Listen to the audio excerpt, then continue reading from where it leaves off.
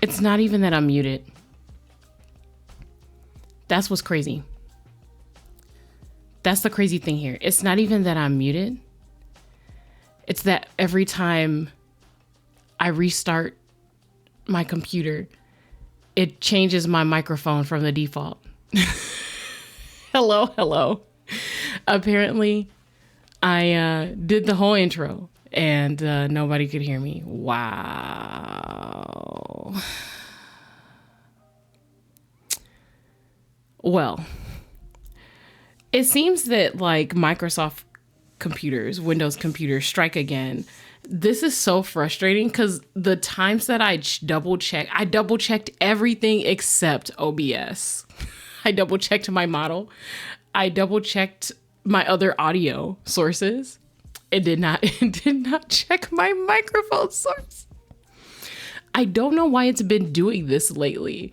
I didn't used to have any problems with this. I'm guessing there was probably an update or something.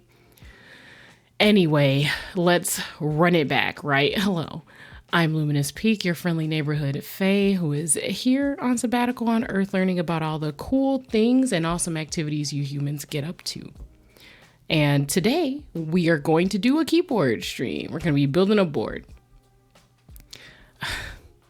I cannot tell you, the scuff is so frustrating. I checked literally every other source to make sure that there was audio happening. Every other one. I knew my BGM was playing. I knew my waiting room theme was playing. Literally everything except just the... I even checked to make sure my model was connected to my sound source. It was just not OBS. It's always the one thing you don't check. You are absolutely correct. So now I'm going to have to put a timestamp on the VOD. Like, fam, I'm muted until this point. Just skip here. Okay. So I was only talking for a couple of minutes while I was setting up other things for streams. So basically, I was just saying the name of the board that we're building today is called The Reflection, hence the name of the stream. And it's by Han Boards. I'm basically kind of in a rush to build it. I actually wasn't sure whether or not I was going to be able to squeeze in a stream this week. But this board is relatively new and there were some reported issues with the PCB. So I gotta build it sooner rather than later to like test and make sure everything's fine while the window's open to still like DM people on Discord about it if there is an issue. So we're squeezing in a late night stream. Congratulations, Vesper, on redeeming first. Go for the gold. Since it's a late night stream, you guys are gonna get my late night evening voice. There's something about nighttime that naturally inclines us to keep our voices down. I guess that is living, like the instinct of living beings, right? To conceal ourselves in the night. With that being said, so we're building this board because I would like to do it sooner rather than later to get testing and everything done.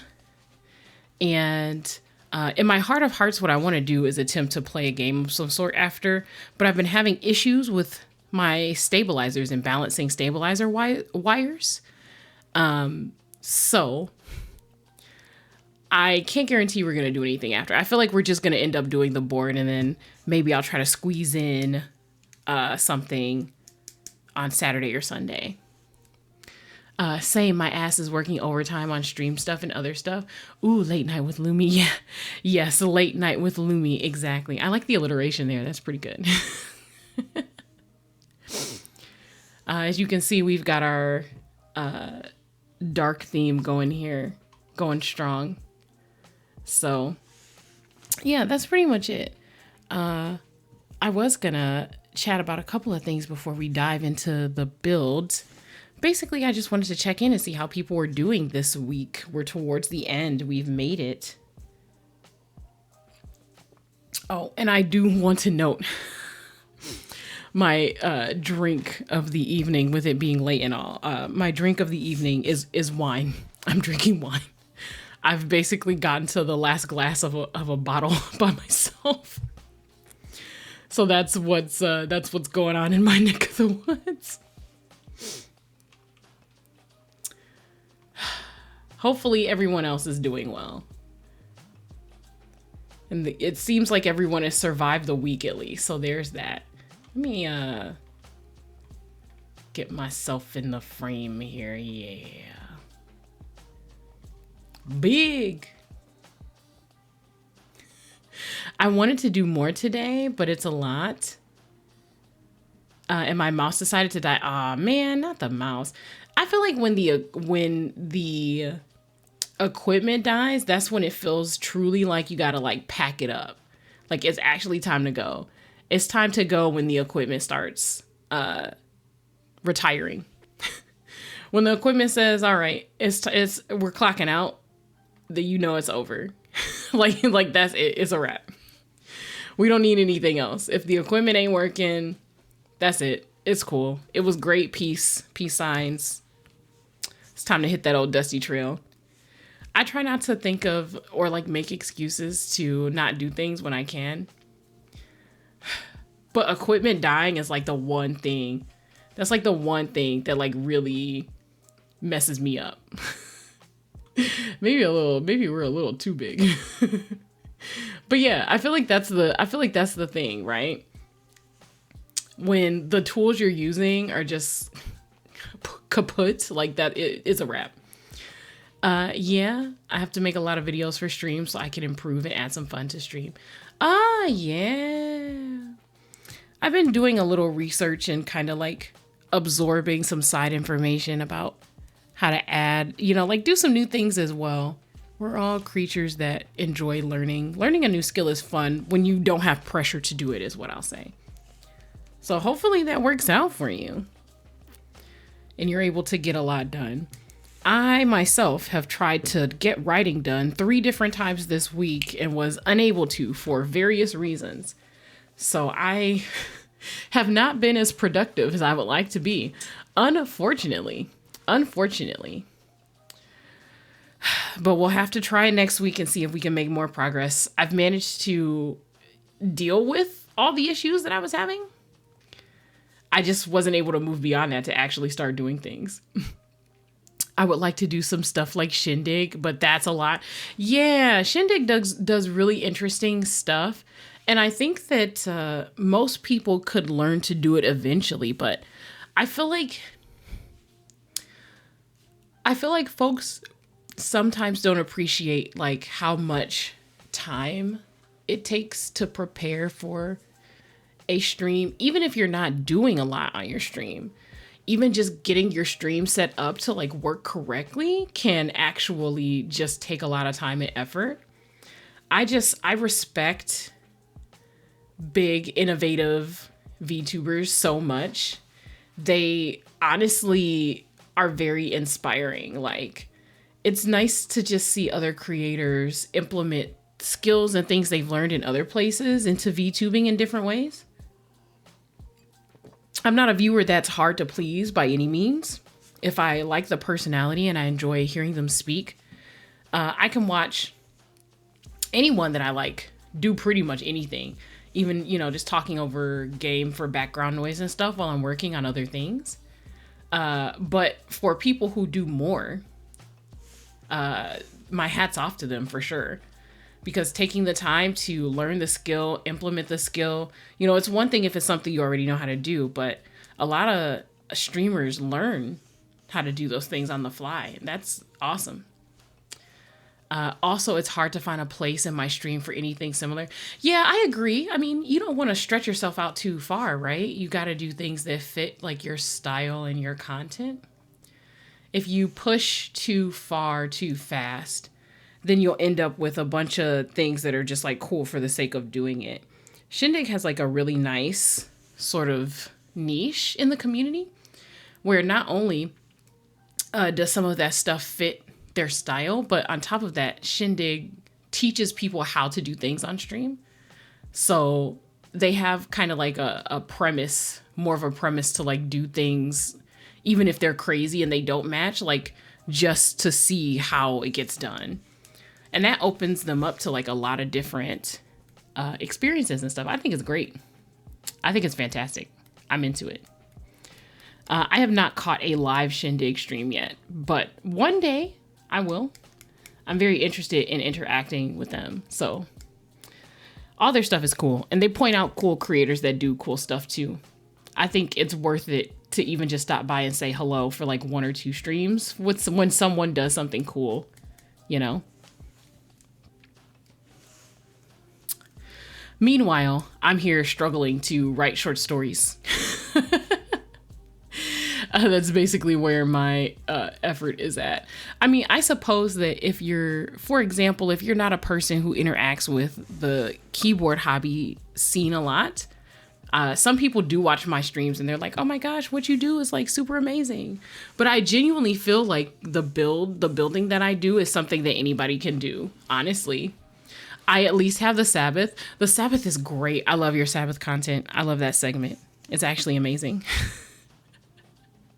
I think it's awesome. Okay.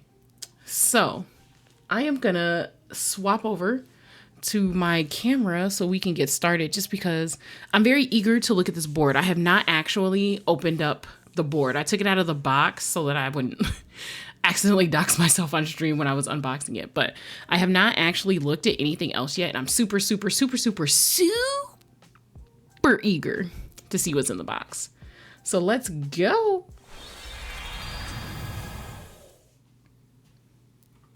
All right. Let's figure out what music I'm going to put on today. I mean, I guess I could just, you know, it's like late evening, right?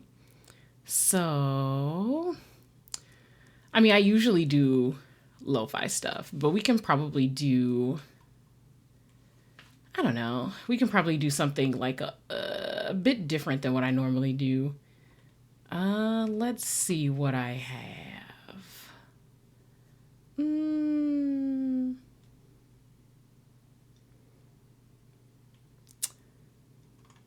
Let's see.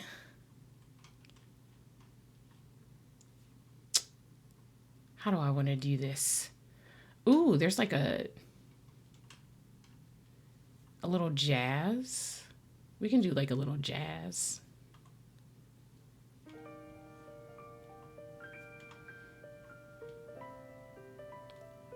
Maybe a little jazz.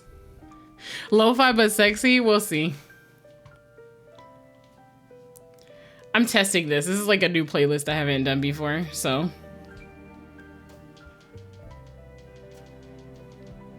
It is in fact jazz. Not sure if it's the type of jazz. You know what? That's okay. That resolves. I like that. I didn't think it was gonna turn into actual jazz bar music. All right, I can deal with this. How do you feel, Vesper? How do you feel about the jazz? Would you prefer actual lo-fi? We're kind of like, the world's our oyster today. It's just me, you, and the lurkers, so I'm just taking it easy for the late night stream. I'm not feeling beholden to any particular thing. It's nice? Okay, cool. We'll leave it on. All right, so just as a recap, first of all, I added a command. I added a, what do I want to call it? A previously command that basically just says previously on Lumi's stream or whatever. And it'll go over whatever the today was for like the last, or the build command was for the last stream. But this is what we built last stream, so it's actually in front of you. This is Vithrel. Vithrel is a Cycle 7. I know that this back is gonna need a wipe down, but it does have a mirror back here. So we got this mirror back going right there. You can see my OBS on the screen. It is definitely a bit more smudgy than it should be, to be honest.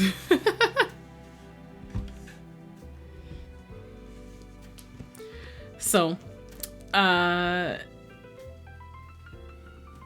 also hit the keyboard command. The regular keyboard command will give you like the updated, oh, here's the driver I've been using this week sort of thing. But this is Vithrel, a cycle 7. We put hair switches in here, which are linear. This is a 70% board, an FRL TKO, if you will. So basically a TKO is the whole board without the number pad, right? 10 keyless for the 10 numbers, 0 through 9. But usually on a TKO, you have the FRO. So FRO means FRO list, so there's no FRO here, but it has all the other TKO stuff. So we have our navigation and our arrows, that kind of thing. The board that we're building today is also an FRL TKO. This is my favorite form factor, my super duper favorite, like, oh my gosh, super duper favorite. But it has a macro row over on this side here. So let me grab the case. This board is hefty. When I took it out of the box, I was like, oh my God. I don't always do that. I just want to point out, it is not always the case that I'm surprised by how much my boards weigh. Like sometimes my boards are just kind of like an average weight. I would say this one's slightly heavier than normal. But this one's heavier than Vithrel. Like, it's so odd how different boards made out of similar materials can have different weights. Chonk, yes. Chalk is also correct though, because the board is supposed to, oh, there's dust. The board is supposed to match and coordinate with this color. I ordered a brown one. I've never had a brown keyboard in my life. Okay, let me move my wine before I knock it over. So here are the things that came in here before we get to the board. There is a PCB in here. We're going to be using that later. There is a plate. This is supposed to be a polypropylene plate, also known as the PP plate. For anyone who's new, who hasn't been a part of this hobby before, everything in this hobby is sus. I don't think there are very few things that you can't make like dirty jokes about. Polypropylene is actually abbreviated as PP, and we do indeed say the PP plate. This is in fact our PP plate. Indeed, lube the PP, indeed. This is a long PP plate, because this is a long board. So let's put that down. Then it looks like we've got our daughter board here. So basically, the daughter board is, to put it in very simple terms, it's a separate piece that protects the whole circuit board from like electrostatic issues. So by having this attached to the PCB separately, if there is static electricity that threatens to short the board, it'll short this first instead of frying the entire board. In simple terms, that's more or less what it is. I'm actually gonna set this over here. And then we have the case for the board. This is the case, the big part on the outside for folks who don't know anything about keyboards. What are you doing, stepfather board? You want to know what makes that even weirder? It's because oh,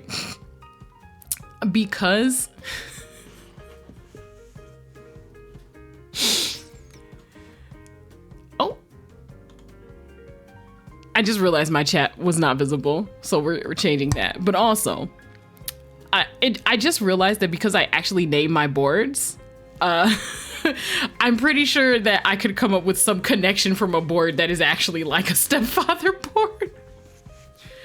Okay, so let's see. This is the big reveal. I'm so excited. I got the chocolate covered board and I don't know. I got a peek of it. Oh my gosh. I don't know what the chocolate color is 100% gonna look like. It's supposed to be anodized. So let me explain the difference between different types of coloring. So basically the way you color a board is it's named after the method, right?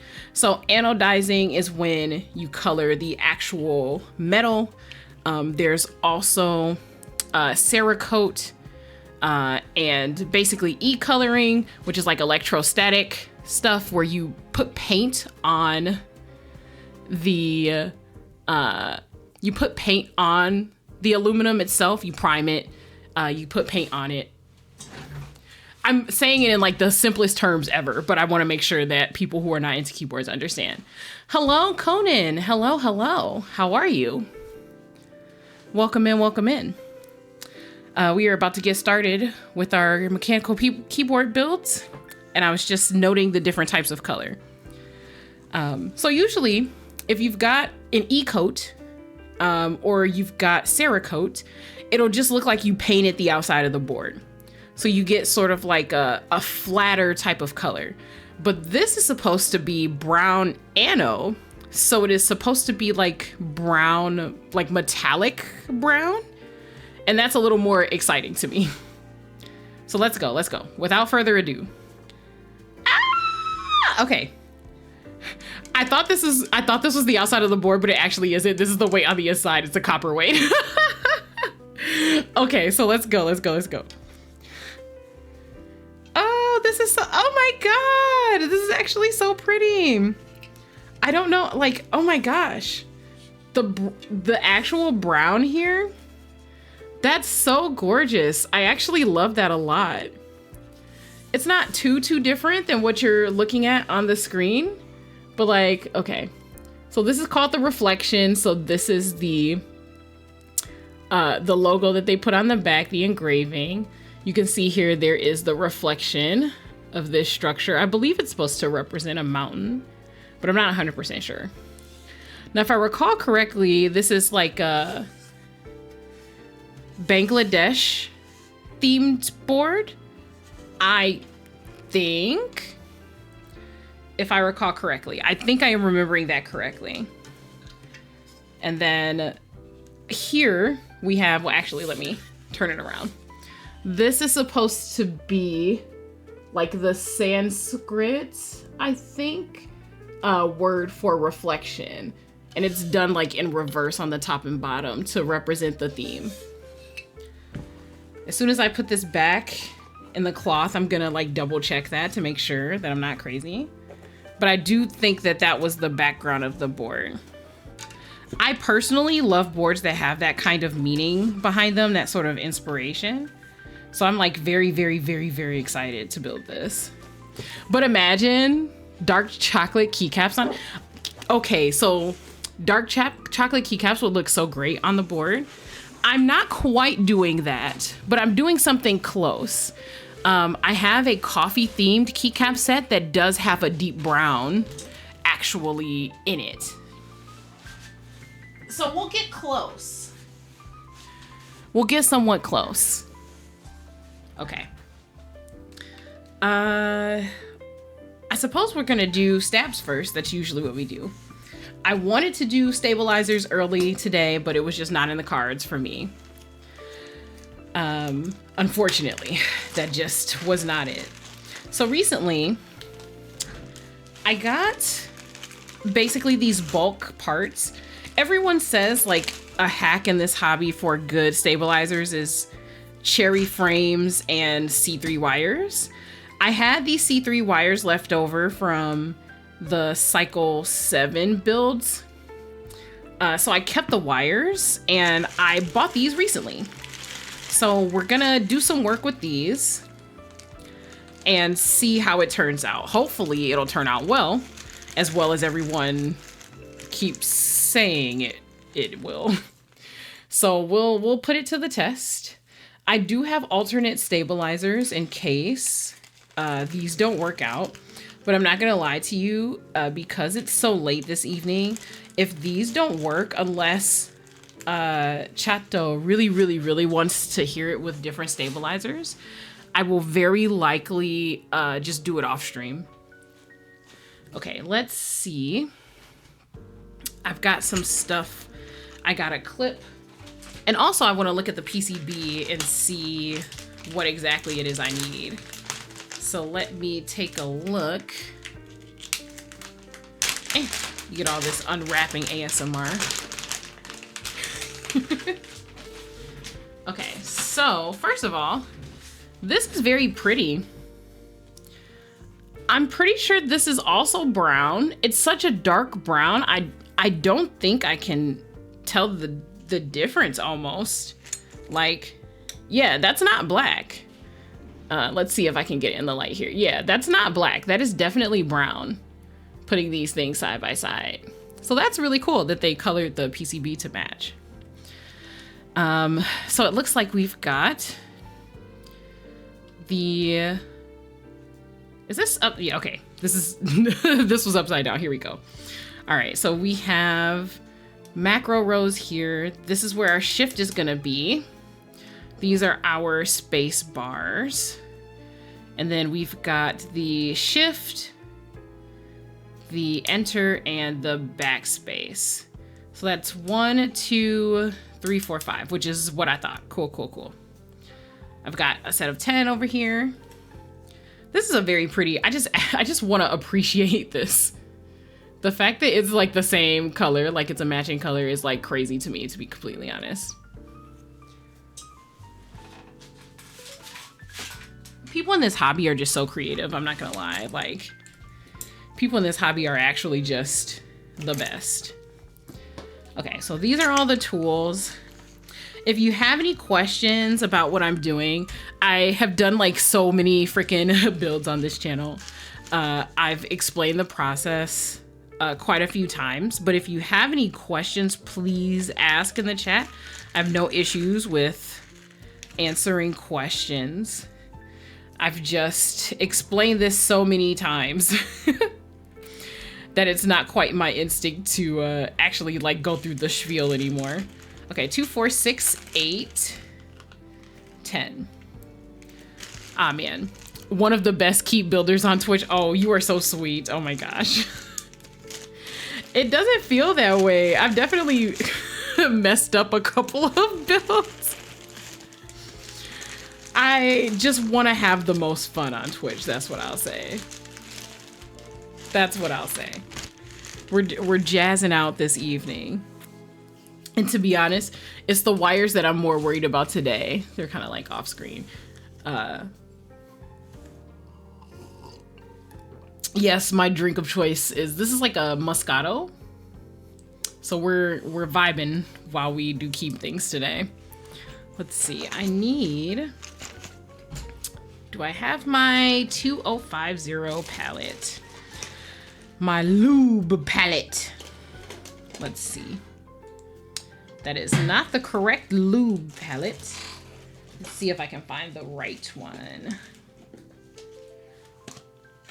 I feel like lubing is just what this hobby is known for. I'm not gonna hold you up. I feel like that's the first thing anyone thinks of when they think of like mechanical keyboard streams. They think of like lube going everywhere. I had a Jello shot earlier, needed more Jello. Honestly, oh no. What was in it? If you don't mind me asking, like what type of alcohols were you alcoholing?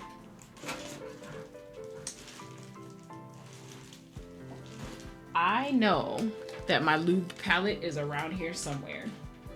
It is definitely in this drawer. Let's see.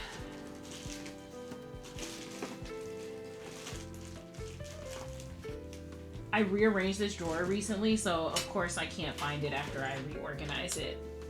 That's just how things go. All right, here we go. Thank goodness I didn't have to fumble around in there for long. Straw, oh, it was one of the pre-made ones. Yeah, it was probably vodka if that was the case. Okay. I do have a little more lube left in here. So we're getting back to our,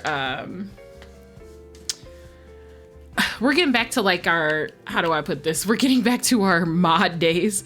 So very early on in my journey in this hobby, there was a lot of modifying that you had to do. There's so many good boards out now that these days you don't have to actually do much besides assemble the board.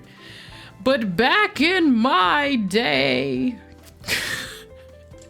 you actually had to make a lot of changes to the board to figure stuff out. So one of the things that I'm going to end up doing is cutting the legs off of these stems. So like, I'm gonna try to explain that because it's been a long time since I've had to mod any stabilizers here on this channel. Not that that's a bad thing. It's just, you know, we're doing new things. So more or less, can we get this to focus kind of in my hand? Okay. So basically we've got these extra little leggies here. Let's see. Trying to do this two-handed is crazy. Okay. So yeah, we've got these extra little leggies here on top. So we got one right here. And then we have another on the other side right here. You can kind of see it against my fingers. So basically I have to cut those off and make this a smooth experience, more or less. So the goal of doing that is like, so when they first started making these, they added these extra legs to supposedly make it more stable, but it really just makes them feel mushy. So people just clip them off. That's actually, you know what? It might help to just do this here instead of using my, I didn't used to have nails when I was modding boards, so it might actually help. So I've got these flesh cutters, and that is essentially what I'm doing. So we're just gonna cut those parts and then move on to the next one. Yeah, that was a little cleaner. Cool, cool, cool, cool, cool. So we're gonna do that 10 times and then we're gonna start lubing. It's, wow, this is, I have to be honest, this is honestly, like, this is truly a blast from the past. I cannot remember the last time that I had to mod stabilizers like this truly, actually. I think the last time I did it was probably like 2 years ago. The hobby's come so far in terms of technology and just making things better and easier for people.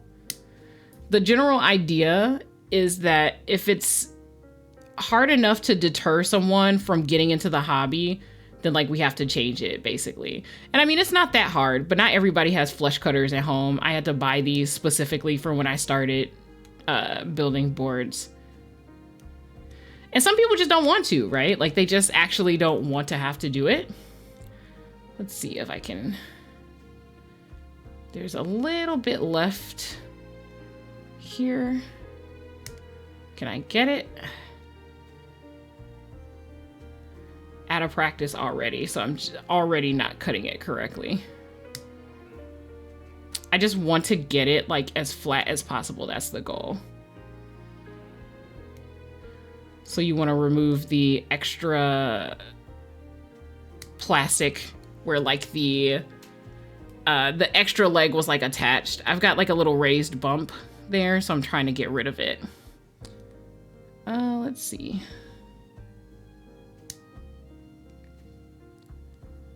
That's a lot better. Okay. I got one more corner. Yep, there we go. All right, got it. Got it. So I'm rusty is what I'm saying. I'm rusty. I've been spoiled by all the recent innovations. I missed it in case you already mentioned, are these cherry stabs? These are cherry stabs. I did not mention them by name just because most people who watch my streams aren't super big into like the technical details. But yes, these are OG cherry stabs. So I am in fact cutting them.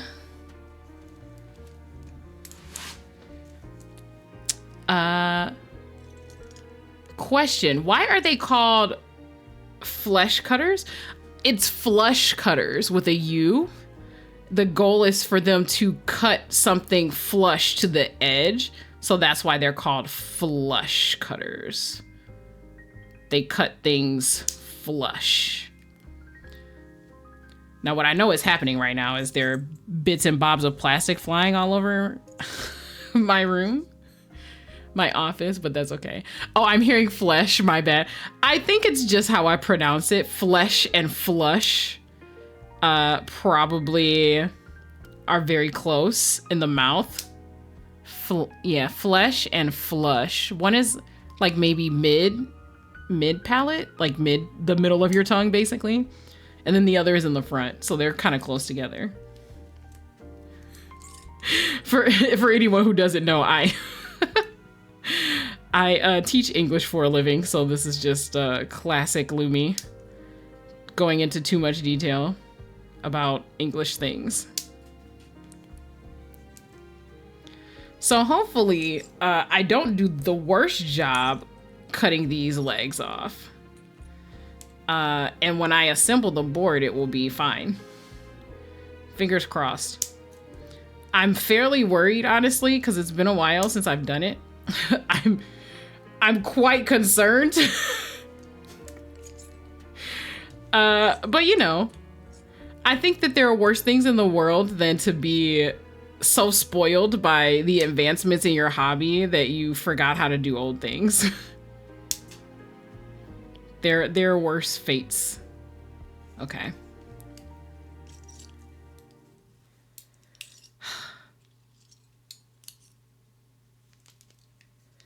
I had a conversation recently with a friend who was actually asking me about the stream I was basically the stream I'm doing right now.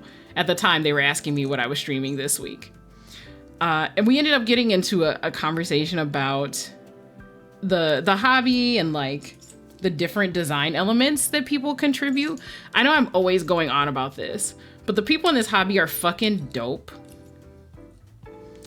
And the things they make are fucking dope. And just the fact that there's so many different types of inspirations and different like styles of things, different influences, is just something that I like so much. I feel like part of the reason why I even ended up becoming a collector, because that's essentially what happened to me. Originally, I just wanted a board to function, and then I ended up becoming a collector. Don't be like me, kids. Is because there's just so much cool visual representation in this hobby.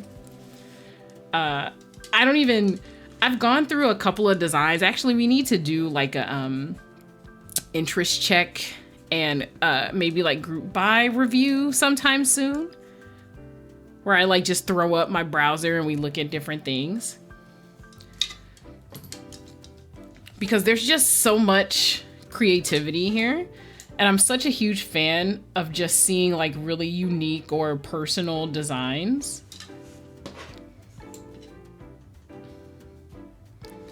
That like, I really like a lot of different aesthetics. I promise I'm going somewhere with this. I promise. I enjoy appreciating design. And not necessarily from like a hoity-toity art sort of point of view kind of thing. It's not quite that. I truly feel like I'm not skilled enough or educated enough to like appreciate fine art, you know what I mean? But I can appreciate aesthetics. I'm a visual person. And just having pretty things and being able to feel like represented by pretty things makes me feel a type of happiness. For example, stream, right? If you've been to my streams before, or if you've been to a couple, you know I couldn't decide on what color palette to keep for my stream. So I have a light theme and a dark theme. We are currently in dark theme, if you couldn't tell. But I do have a light version of my theme with like the same motif, but just like executed in a different way. With lighter colors. And unfortunately, when it comes to keyboards and when it comes to fashion as well, I have this exact same problem. I feel like a lot of people just sort of like discover their quote unquote aesthetic and just they stick with that, right? Like they figure out what works for them and what they're passionate about, or they decide to become passionate about what makes them look good, right? I'm super stubborn. I just really enjoy things that I think are cute, even if I don't think they look great on me. I feel like I do a good job at making things look great, but obviously there are like ideal types of people who could like wear these things or whatever. Always love the Art Deco vibes. I'm not even gonna hold you up. I am 100% aware that this is Art Deco, but I promise you there was not a single day that I thought to myself, yes, we're gonna go for Art Deco, right? I actually just went into Canva and was like, this is what I want. These visuals make me happy. Which is a terrible idea. You're supposed to definitely do things that are like, I guess marketable, question mark? Yeah. Mostly I just tried to make it easy on the eye so it didn't just look like a clusterfuck, and I feel like I succeeded in that. Please don't remind me that I am in fact a fashion octopus. Okay, but I'm also a fashion octopus, which is exactly what I'm getting at here. And I'm the same way with my boards as well. There are some people in this hobby that just get like a million of the same type of colors on their board. Like they're just like, I'm just a white and black keyboard guy. I don't want all of these like fancy colors. I just want black and white things that look clean. I want the monochromatic. And there's nothing wrong with that. I think that's fine.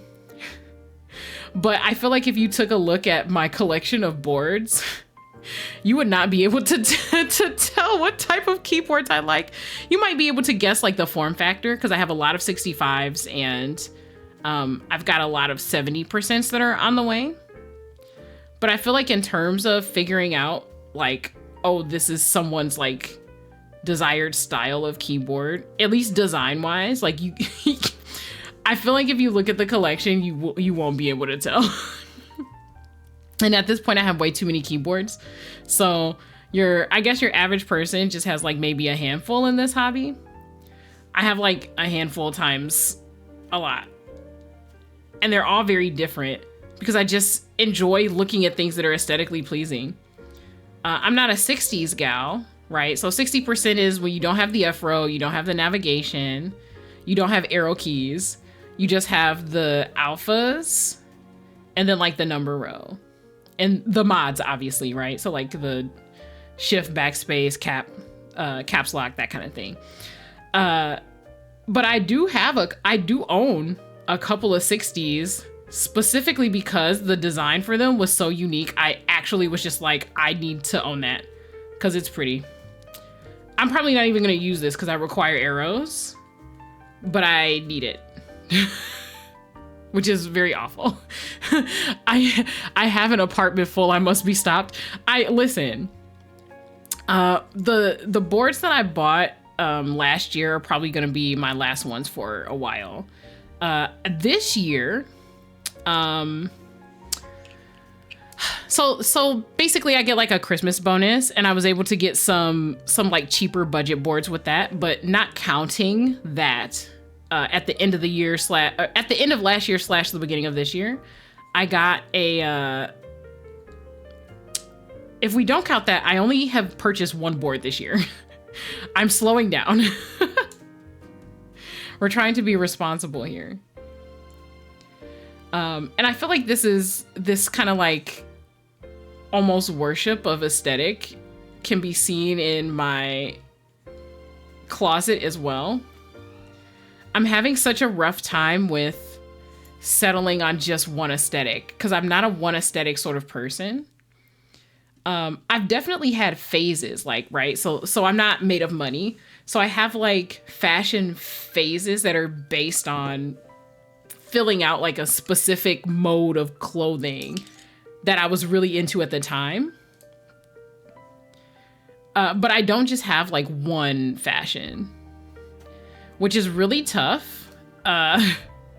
Because as most people know, clothes are expensive and they're only getting more expensive when you want to pay people sustainable wages to make them for you. So it's just tough. I'm vibing with cottagecore and lovecore right now. Oh, that's actually really awesome. Good Lord. Now the question is, do I remember how to put this together? I do remember how to put it together. Oh, good Lord. Not me not knowing how to put cherry stabilizers together. It's been such a long time since I've touched an OG cherry stabilizer. It's actually nuts. Actually crazy.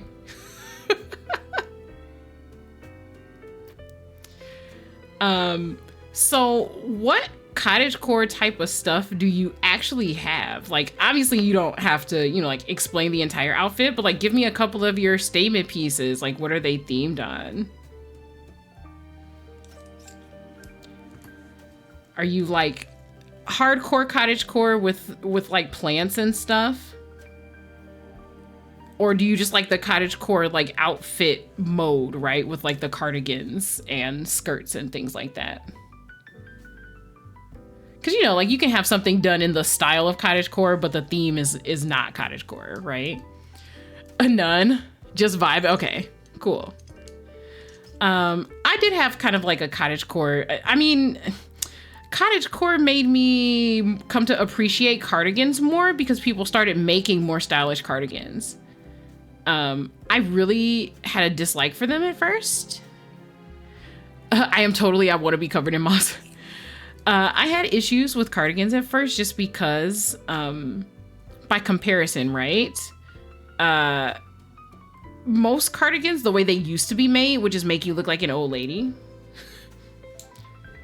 And obviously you have to shop for like your body type, your shoulders and stuff like that. But I enjoy fun statement pieces. And even when it comes to things I wear every day, like things that I would wear to work if I had to go into the office, I mostly work from home, to be honest. But I enjoy having cool, fun things that are like work adjacent, but interesting. So that's usually how I roll. I have quite a few cardigans at this point. I definitely went through a cottagecore phase. I discovered that there were cool creators out there who were making like cool skirts and stuff. They had like different lengths than what you normally see. Dresses that are like a little more flowy and stuff like that. Those are like my preferred types of shapes when it comes to clothing and stuff. So that's kind of what I ended up gravitating towards when they started becoming popular. I wanted to get into dark academia as well. And I mean, like, I realized that these names are just sort of like kitschy, right? Like you can get into these fashions without calling it these names. I recognize that. But people get the idea, right? They can picture it if you use the titles. Even before they were known by these names, I still wanted to dress like that. But the clothes just weren't available. People weren't making them. And now it's kind of, or at least, you know, like not in versatile sort of styles. But now there's such huge choice. You can pretty much find most of what you want in whatever color you want if you can pay the price, right? That's the kicker, right? You have to be able to pay for it. Living with the parents and wanting to lose weight has put a hold on most things. That's fair. That's fair. I feel like since the pandemic, most people have been wanting to lose weight. I'm not gonna lie. I would definitely not mind losing a couple of pounds as well, but I'm not gonna lie to you. I wouldn't want to lose enough to where I would have to completely resize everything. So I've just been getting the damn clothes anyway. Like I've just been getting the damn clothes anyway.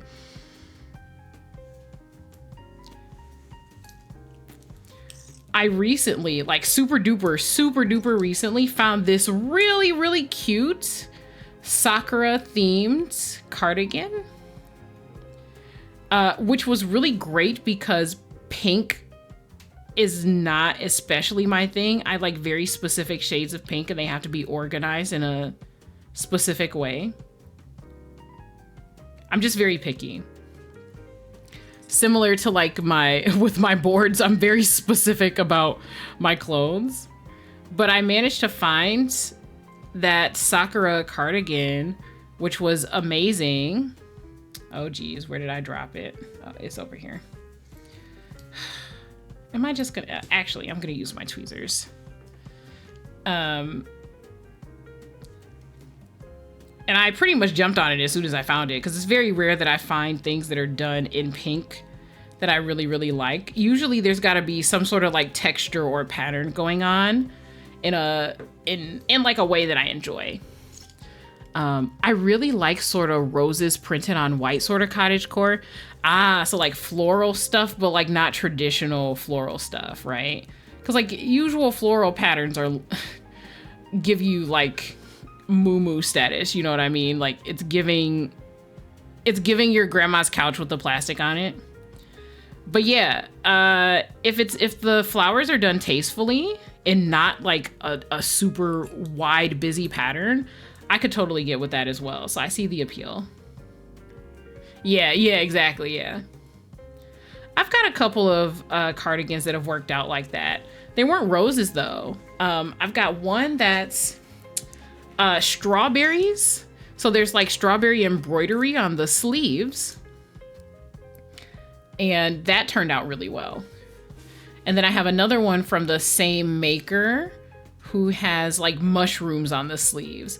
And it's just on the sleeves. There's nothing on the front. So it's not like a pattern or anything like that. That kind of stuff I feel like is very tasteful. One of my aunts has her bed in plastic. So I'm not gonna lie. I've definitely had some years where I've kept like the box spring in plastic. I've gone through that phase in my life because I just was like,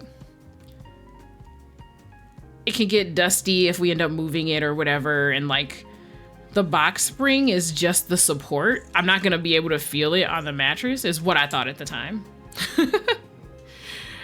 So I've definitely left the box spring from the beds in plastic for sure. No, the top mattress. Oh God, are you serious? But you could just buy a mattress cover. They make those. They make mattress protectors so that you don't have, oh no. I get the idea behind it, but just get a mattress protector.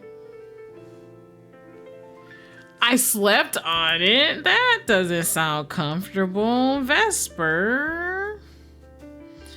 That doesn't sound comfortable at all. Okay. The easy part is done. We've lubed the stabs. This plastic feels so much less smooth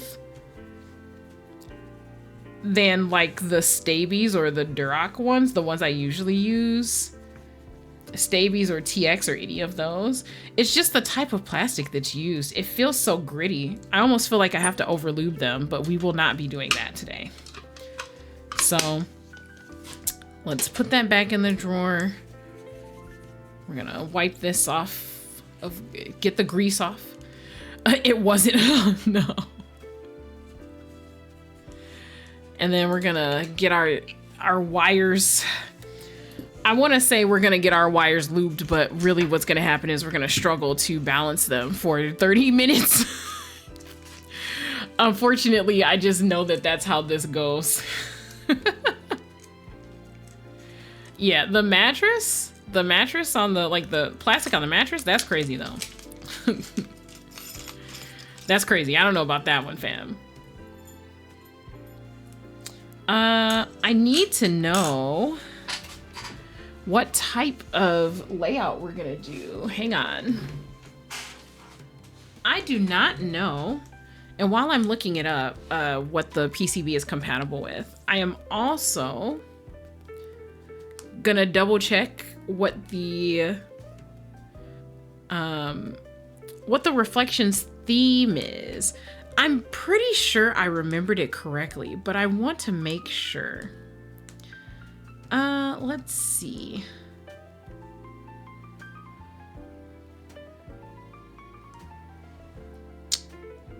All right, in terms of the inspiration, we've got the, okay, yes. It says this keyboard is largely an homage to my home country of Bangladesh. That's what I thought. The green colorway, because there is a green one, is based on the country flag, and the engravings are inspired by Bengali architecture.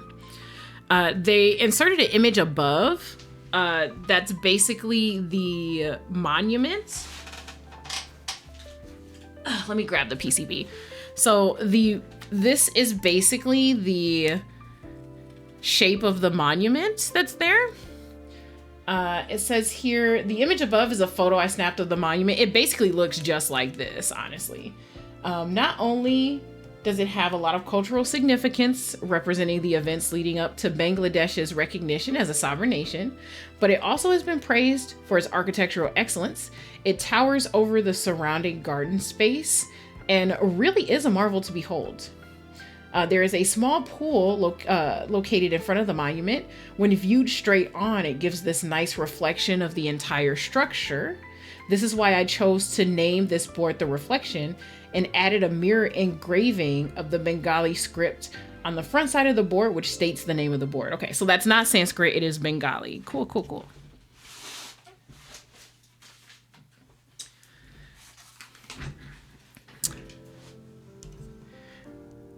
To be fair, she lives out in the woods by herself. Her cat, and her worst water pressure. Oh, and the worst water pressure on this side of the globe. Crazy, isn't it? That's fair. That's fair. I understand. Okay.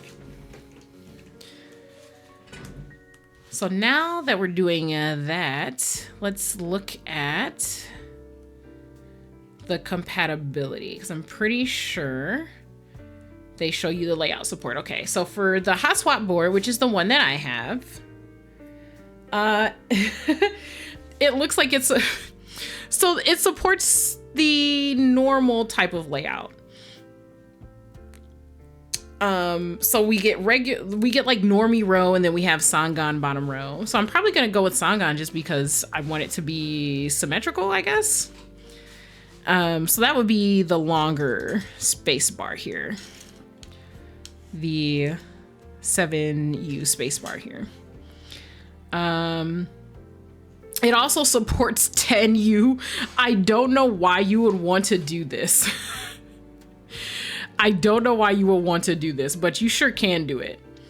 Like, basically what they're suggesting is an extra long space bar. My favorite layout is a 7U bottom row, split backspace and split right shift. I am a very boring person. My bottom row kind of doesn't especially matter to me. I'm not gonna lie. However, I've been trying to do more Sangan bottom row recently, just because I realized that most of my boards don't actually have it. And in terms of like splitting things, so I've done a couple ISO builds just to like test, because I wanted the big ass enter, but I don't actually need it. I don't usually split anything though. I usually just keep my normie keys. 10U supremacy. Hello, Clexies, how are you?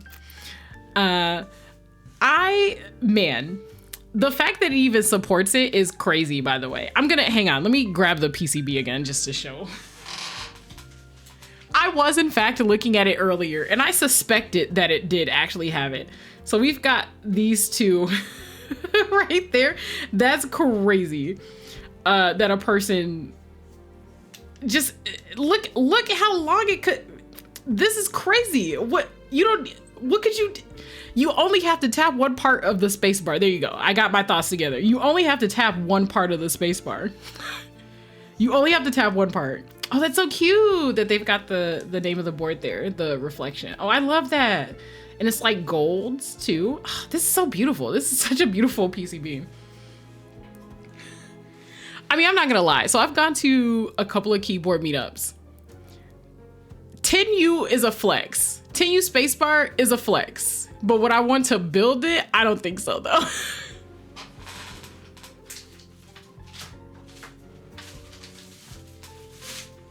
Maybe if I I don't know, commission someone to build a board for me, then I would like take a chance on doing it. Are you compensating? I don't. So part of me says yes.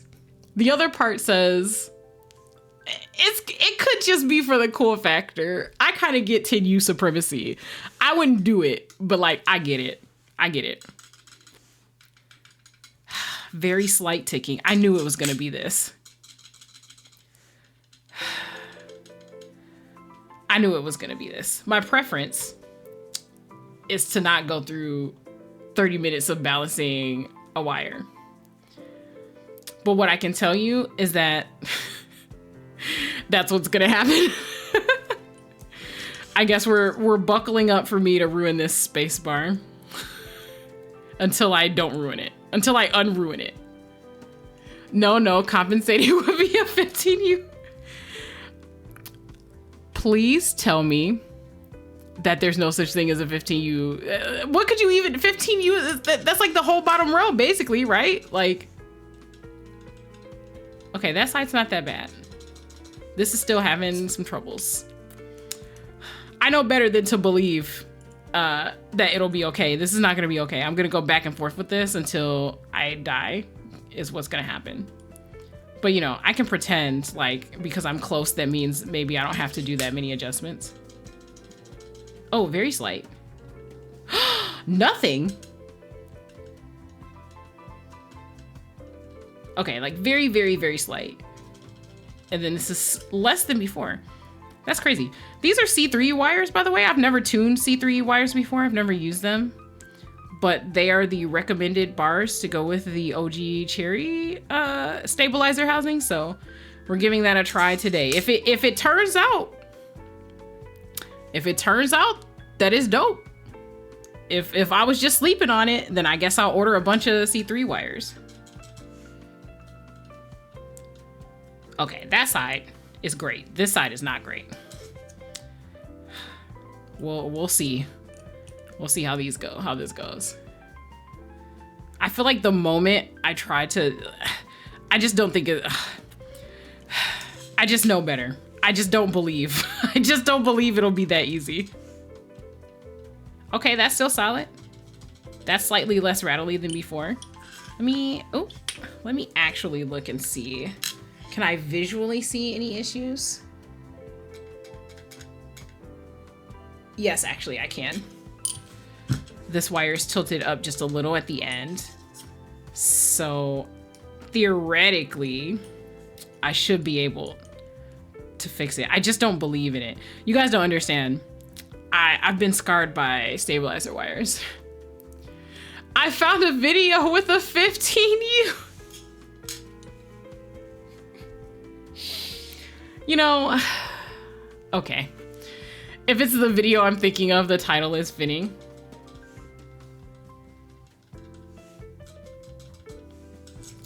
Okay.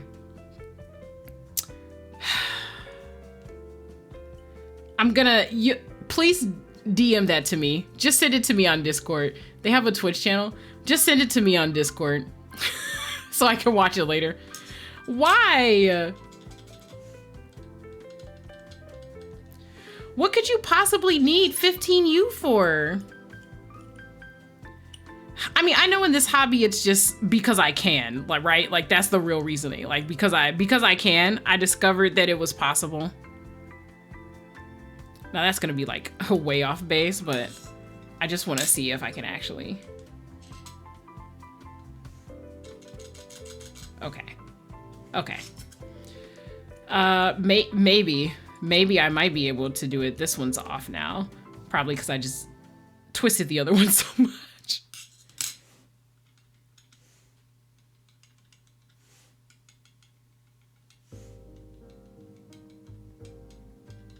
It's like very, very slight. I'm not sure if I'll be able to get better than that. It's like barely any tick though.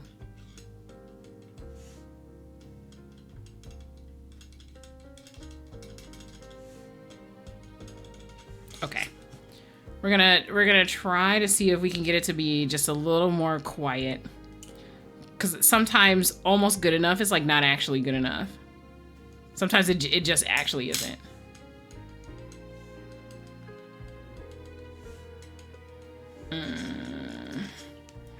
Let's see from the other side what it is like. Nope.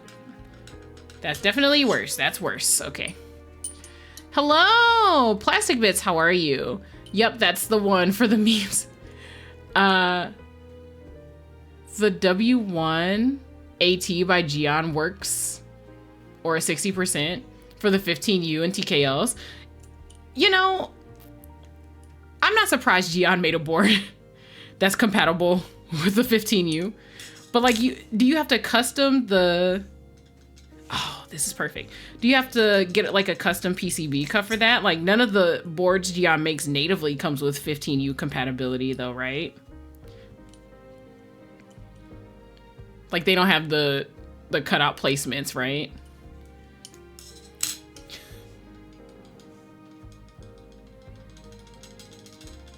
Ah, no, that's not it. That is not it. Out here struggling. I mean, I know it's not that hard to get a custom PCB made these days. It's much easier than it used to be. But, yikes. 15U is like... the W1AT has native 10. So 10U, yes. There's a couple of boards that have had 10U support that I've seen. It's been a little while since I've seen one. Ah.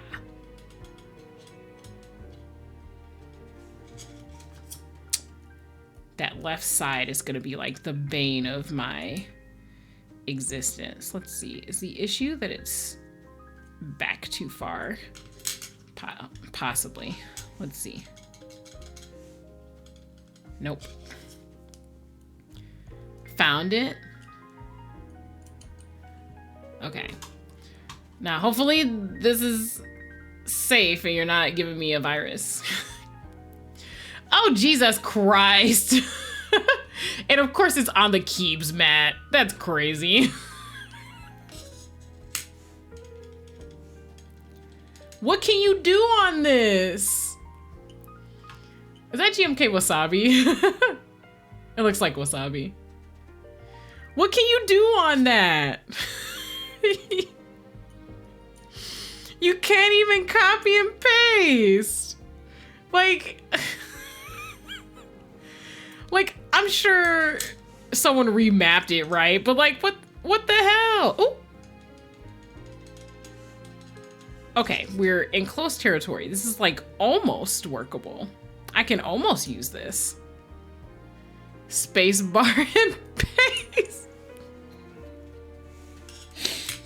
So what would you'd have to like code it so what, like long press makes it control or something? But it's, so like, I know that you can do it, but why though? But why?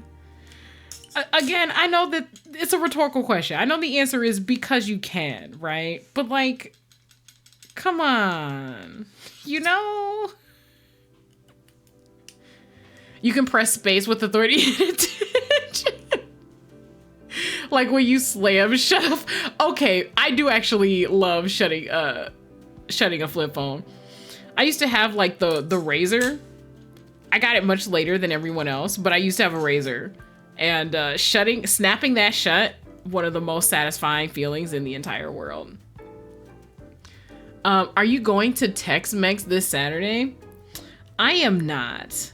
I don't think I'm even close to the area. I'm hoping to see some footage of it though. Okay. All right, I feel like this is, let's see. I feel like that's probably as close as I'm gonna get. We're gonna try to jiggle it a little more. There's like some very slight tick on this left side. I would love to, but unfortunately not located in the USA. It do be like that. There's someone coming from CAD. Oh, okay. Oh, that's awesome. Yeah, I definitely hope that there's some footage of it. More people have been sort of like filming these sort of events.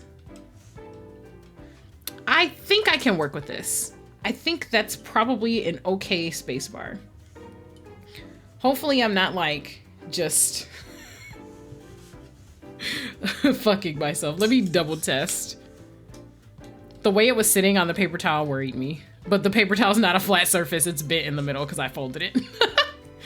I think it's just actually light enough to be pushed up by the paper towel. I was freaking out for 2 seconds. Okay, no. Oh God. Oh God, no.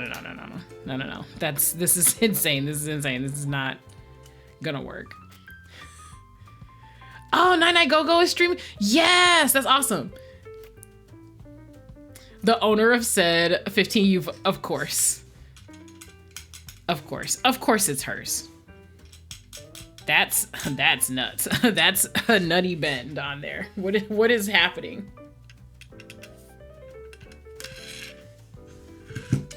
Nine is such a good streamer. In case you don't actually know her, Nine does really cool keyboard streams. I enjoy watching her stuff. I lurk in a lot of keyboard builders streams, but they don't know who I am, which is perfectly fine. But, man, that reminds me of I got raided by Keeb News last week while I was in the middle of fucking up stuffing some foam into a board last minute. And I got like super starstruck because Blind Assassin was in the stream, and I was like, oh my God, that's crazy. It's so weird when you, like, this hobby is definitely small, right? But I'm even smaller than small. So I don't actually expect anybody to see anything I do. What if they lurk in your stream? Why would you say that to me? Why would you purport a situation? I refuse to believe it. There you go. I refuse to believe it on purpose. Because I just do this for my own engagement in the hobby, right? I tell people all the time, do things properly, don't take shortcuts.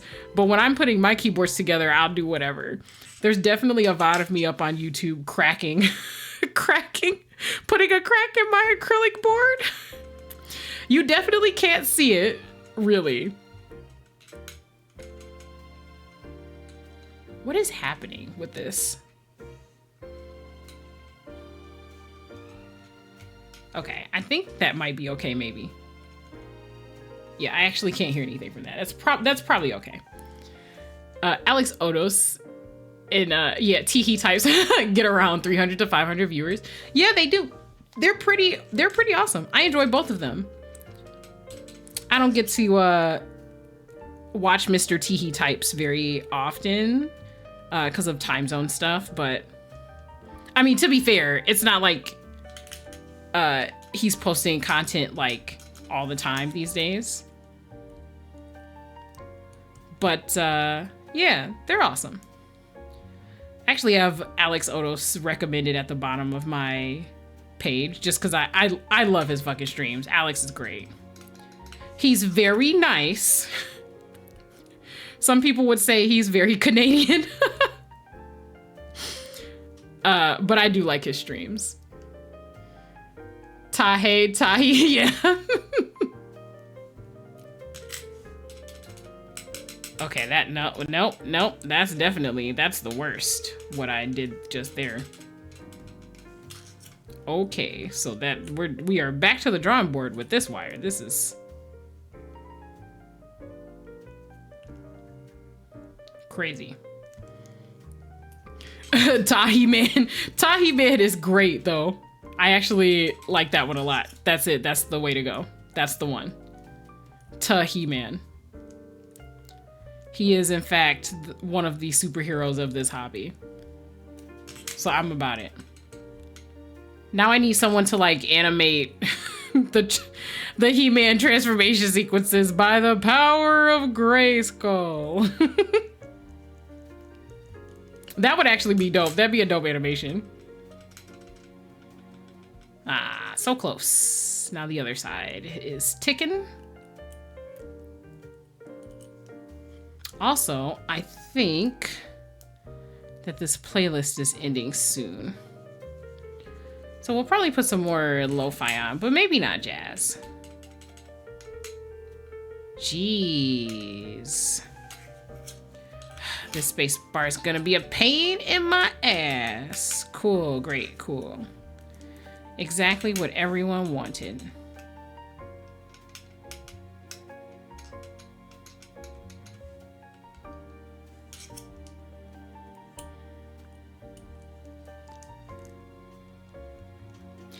Yeah. So earlier I was talking about just having a lot of different keyboard aesthetics.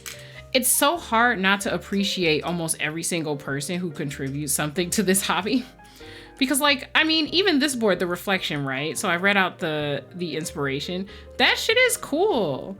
I also have, I have the desk mat for, what is it? MW Hayastan, which was inspired by Armenia and Armenian culture. I find myself in awe whenever I'm looking at different shit that people put in this hobby. Like the fact that people can just take their passions and translate them. They're like, ah, yeah, I'll make a board that's like inspired by this. It's like, what the hell? That's super fucking awesome. I also I bought into the Haven TKL. Oh, all right. Haven TKL is another fun one. Architecture and whatnot. Ooh, very, very slight tick. I feel like I could probably deal with this as is. I'm gonna try to fix that left one just a little bit. That left side is a little bit louder than the right. Let's see. Are we hearing the... We are, in fact, hearing this over. Okay, I'm gonna swap. We're gonna do a little lo-fi hip-hop. There we go.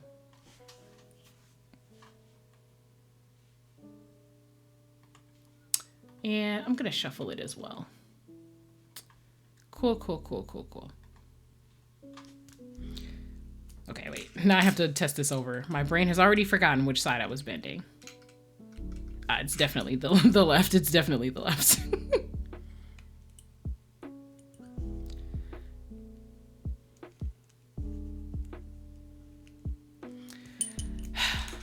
And yeah, I just... Ooh. Ooh. Oof.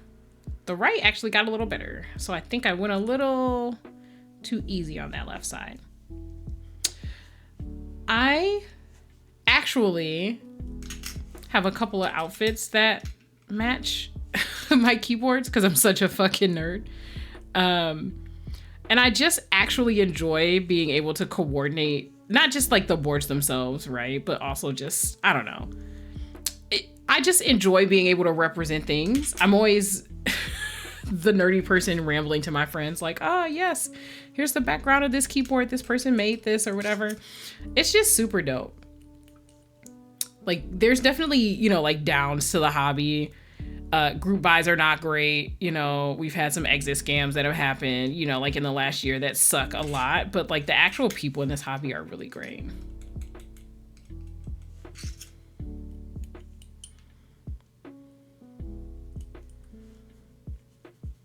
Okay, are you gonna behave? A little more than before, but not for real. Okay. I see how it is. I actually have a viewer. She's a friend of mine. Her name is Denko. She usually tries to come up with bratty names for my boards. I'm a crazy keyboard lady, so I name my boards. They all have names. So she usually tries to pick names that indicate like that how difficult they were to build on stream. And I think that shit is hilarious. Oh, okay. I'm not gonna question it. It came out okay. Oh, this side is perfect. I don't know what's happening on that left side. Yes, we love Denko around these parts.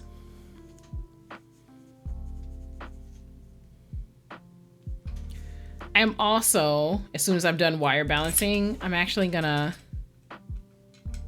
opposite. So now this is okay and the other side isn't. I'll try to give a shout out to Nine Go-Go because she's actually really great.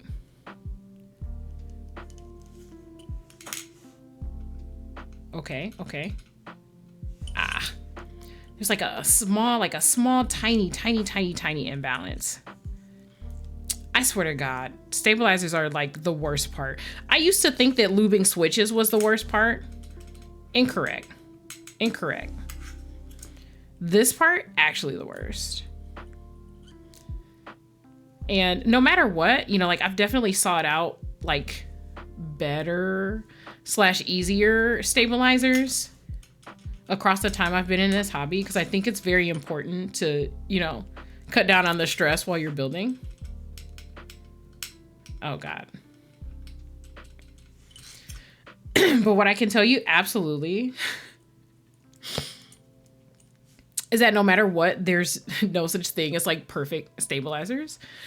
So basically what I found out people have been doing, and this isn't new, but like, I just didn't think so many people were doing this. A lot of what folks do is they actually just buy wires separately for their stabilizers, and they just buy like huge big ass batches of wires, and when they do this they'll just pick out the ones that work. They just pick out the ones that work and then like throw away the ones that don't. I've never had the luxury of just being able to have that many wires where I can just cherry pick through them. I've always had to balance my own wires, which, you know, sometimes works out, sometimes doesn't. Oh, that's good. Cool, cool, cool. But it never occurred to me to just buy like a shit ton of wires and then like, maybe it should have. Maybe it's just me, like I'm just dumb. But having come into this hobby like back in the day when people were doing all kind of crazy mods and putting all kind of crazy shit inside their boards for different, you know, like sound stuff, it just never occurred to me to do that, which is probably crazy. I know that people cherry pick switches, but you need like a fuck ton of them anyway, right? When you're putting a board together, or maybe you have a favorite type of switch, right? And you just want all your boards to have the same switch in them. But I don't know. It just never occurred to me to do that with the wires. And now I've been rethinking my whole life.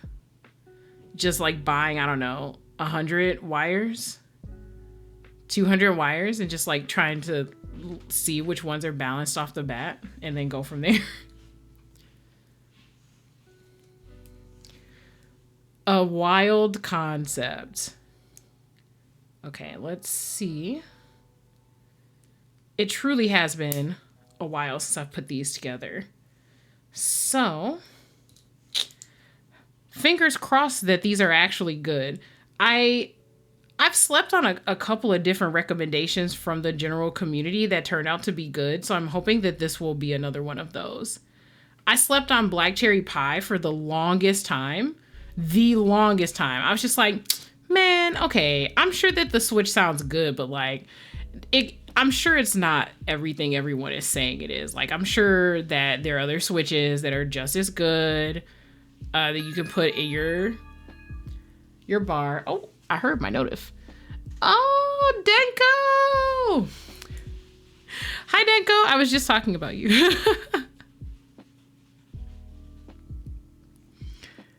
Oh my gosh, 14 months though. That's crazy. Like, I'm not gonna lie. The streak is cool or whatever, but the overall amount of time, you're so sweet. Yes, welcome in, welcome in, welcome in. We managed to balance the bars, I guess, and not die. Also, really quick, before I get started on the next stab, let me shout out Nai. Oh, God. Okay.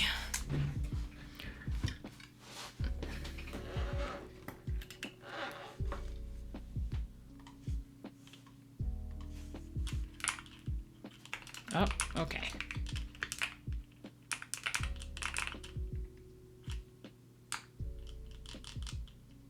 Nope. Definitely did not put the exclamation point in the correct place. I sure didn't. Haha. Just kidding. Just kidding. There you go. There you go. By the way, this is a cycle 7. For those of you who came in after I started building. This was what I built last week. This is the lavender one. I have 2 of them. Right.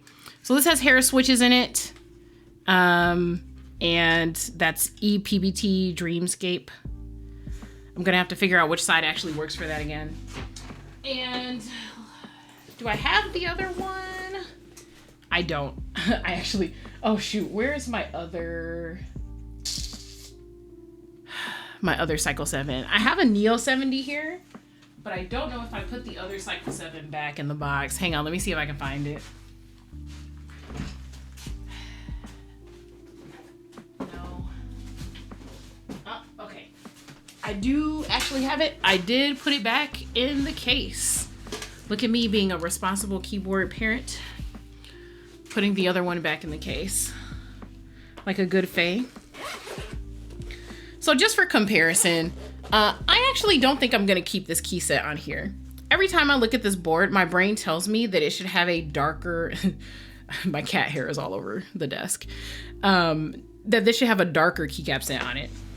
I was dead set on this build, but like now that I have it in my hand and I have it built, my brain says, no, those keys should be black.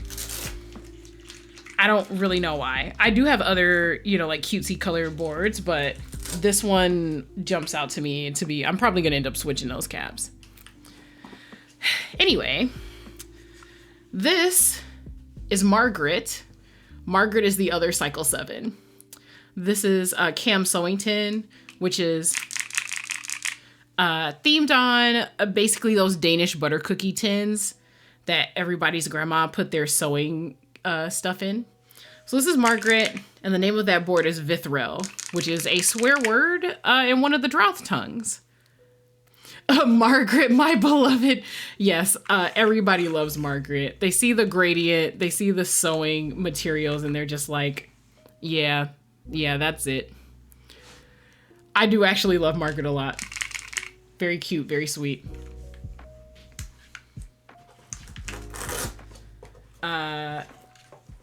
I am obsessed with 70% boards. I said this earlier, but I will say it again. 70% is my favorite form factor. Nummy sounds, yes, nummy sounds. I've got quite a few more to build. I think I have at least 2 more 70% to build. Maybe it might be 1 more. I have a Sella 70 that is supposed to be here. I gotta actually check on the progress of that because they were delayed a lot because of the anno took some extra time. So hopefully that's on its way, or will be anyway. So there's that. I think that might be the only one that I have left right now. I also have a Tenet because that was one of the early 70% that was released. And I loved the look of the weight so much. It's torture to take that thing apart and put it together because of how the cables are, but I do actually love 70%. And then I've got the Duality coming, which is a TKO, and the Haven TKO coming, so. And then I got a Balder 65, the glass one, because the black was just so good. Is it actually? Oh, it might have gotten flipped. Let's test. Let's see. Okay, no, it's definitely not this end. Okay. All right. This side is still making more noise than I want. No. Depression. Depression. I see. We just can't have nice things, right? Okay, all right. Dang. That's actually perfect now. All right. So I guess we're doing more balancing because I double checked the space bar. I should have just lied to myself and said, it's fine.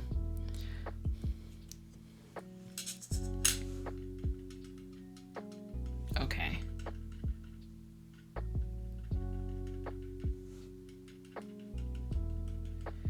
It's so slight. It's so slight. Like, it's just the smallest sound. I just don't know if it's gonna create a larger tick. That's even quieter.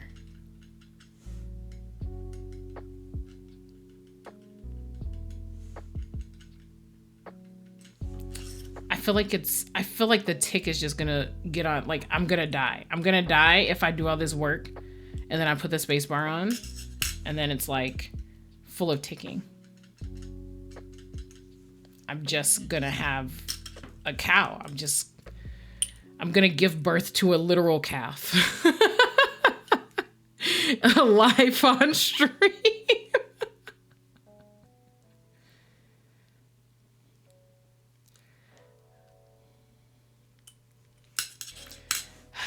Which reminds me, I have some keyboard maintenance coming up soon because I need to replace so I have a Heracles 80 and the spacebar is crazy. Actually, all the space bars are crazy. I used the stabs that came with the kit and that was a mistake.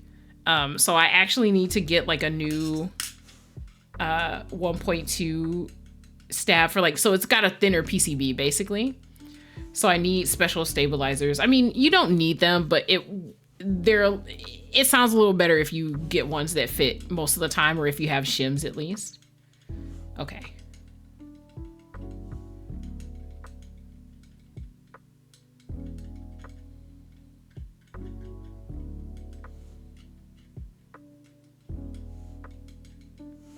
It's so slight. Oh my gosh. I feel like I'm creeping like closer and closer to perfection. But the space bar is like always the hardest one. May all of you have to go to bed? Yeah, good night. May all of your keep sound yummy. Thank you. Okay. Okay. All right. I'm actually just gonna straight up just do this one now so that I don't have to worry about it. Because I feel like the longer I let this sit here, the more I'm just gonna check over it a million times.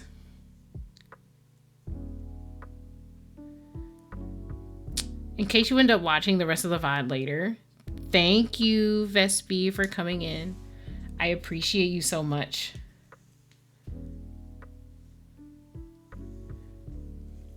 Denko, how has your week been going? We are almost at Friday. Honestly, anyone in chat, if you'd like to talk about your week, please feel free. I just know that some people who lurk prefer to lurk. They like the chatter. They like the sound.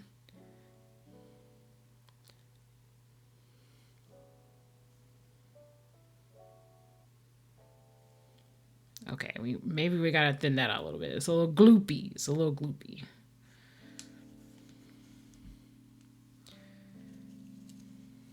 Okay, yeah, that's slightly better.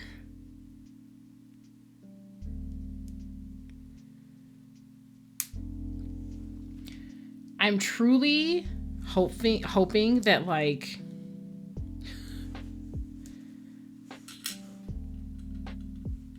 okay, that's great. I'm truly hoping that when I put this together, this ends up being as great as the black cherry pie things were. To pick up my earlier thought, I was saying sometimes I do sleep on stuff in this hobby. I did not believe in black cherry pies at first, but I tried them and I was like, oh God. Now I actually just have to make any space bar I don't like, gotta be a black cherry pie. I'm not gonna lie, this week got hands. I would like it to stop jumping me behind the Denny's if I'm being honest. Oh no, I'm so sorry. This week do have hands though, you're not lying. But other than that, everything is great. I actually need to send you a thing I just got. Speaking of the thing I just got, tell Lumi Bro to take my money. I have, in fact, told the Lumi Bro to take your money. For anyone who hasn't, been here or isn't on the up and up, my brother, the Lumi Bro, I can't even say he made me a theme because that's not what happened. He basically makes beats. He makes beats on the side. And I use one of his work in progress tracks for my opening theme, and it's fire. It actually is just like fire.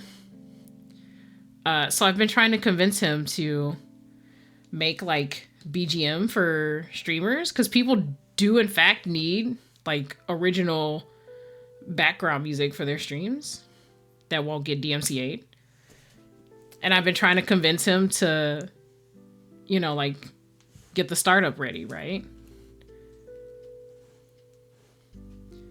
He says he's looking at, I gave him a couple of examples of people who provide the service so that he could know, like, and I get an idea of what people are looking for and what they want and what the like pricing model stuff is.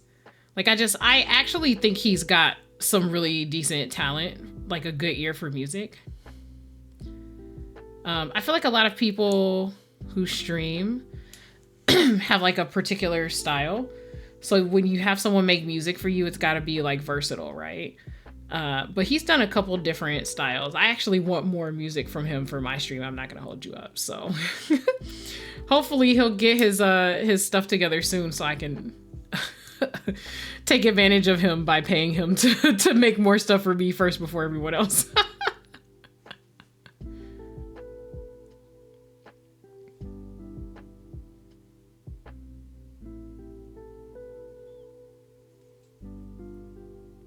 Okay. We're so close to being done with stabs. I'm actually shocked. We're making time. We're only almost at 2 hours for stream, and we have not spent the entire time doing stabs.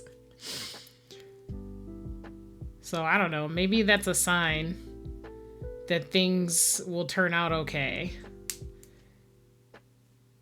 Oh. Is this... Oh. What is going on? Are these supposed to bend like that?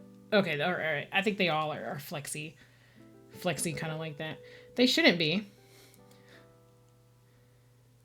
We'll see. What I'm not gonna do is bend it too much, because I don't want to make things worse. Wow, that is very globby. We don't need all of that. Fair and valid though, yeah. Other than that, so like I spend a lot of time working with people. So very often when I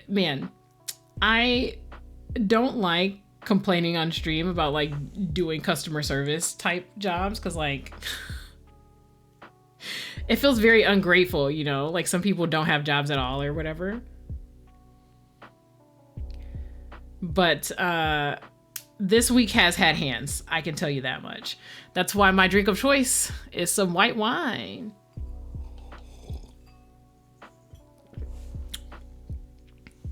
I'm not like tipsy or anything, but I did have some earlier. I had like pasta and wine for dinner. And then I played a couple of rounds of Hades before I started streaming.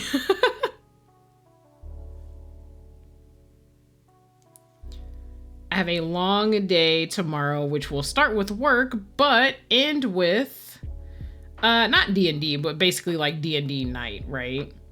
My friendos and I have started a Starfinder campaign, which is just like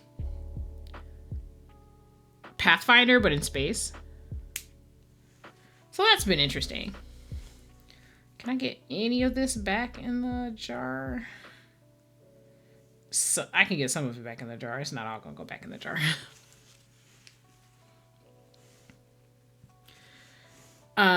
Last week, oof.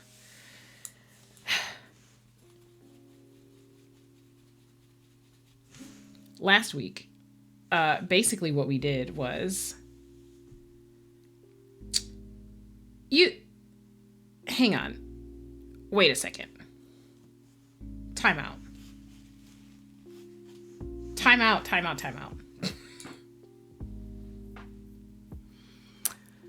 I just realized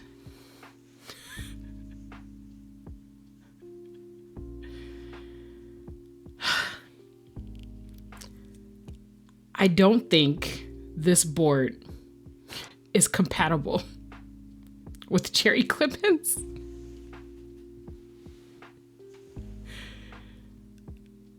I don't think this PCB is compatible with these stabilizers. I didn't even think about it. I straight up pulled these out the bag, and actually I just did it. I know it's like so it's almost 2 o'clock in the morning for me. But I don't think this PCB is compatible with clip-ins. Oh no. Also, oh my God, nails, but also, oh no, yeah. I'm looking down at the PCB right now, and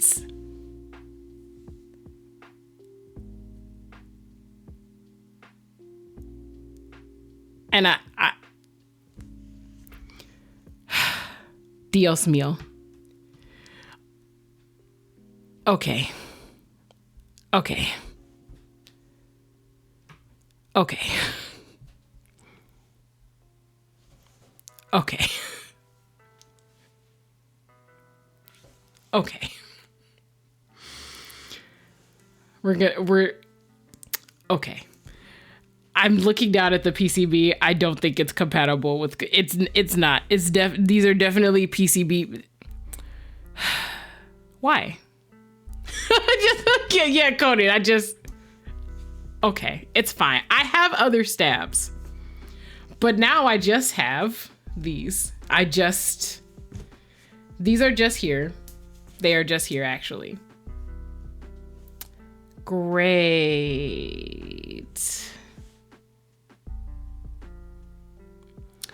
Cool.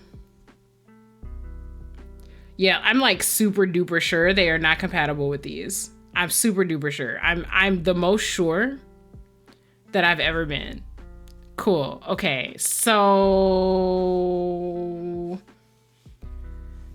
I guess we'll just have to do this a second time with a different set of stabilizers. Oh my God.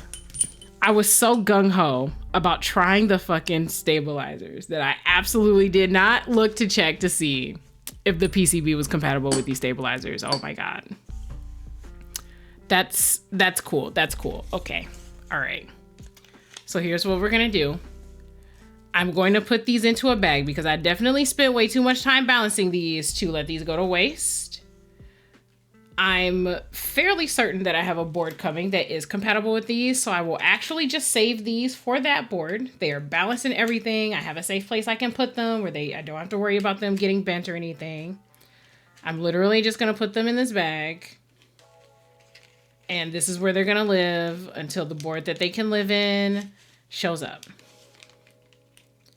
Let me make sure they're situated in there in a way where they're not fighting with each other.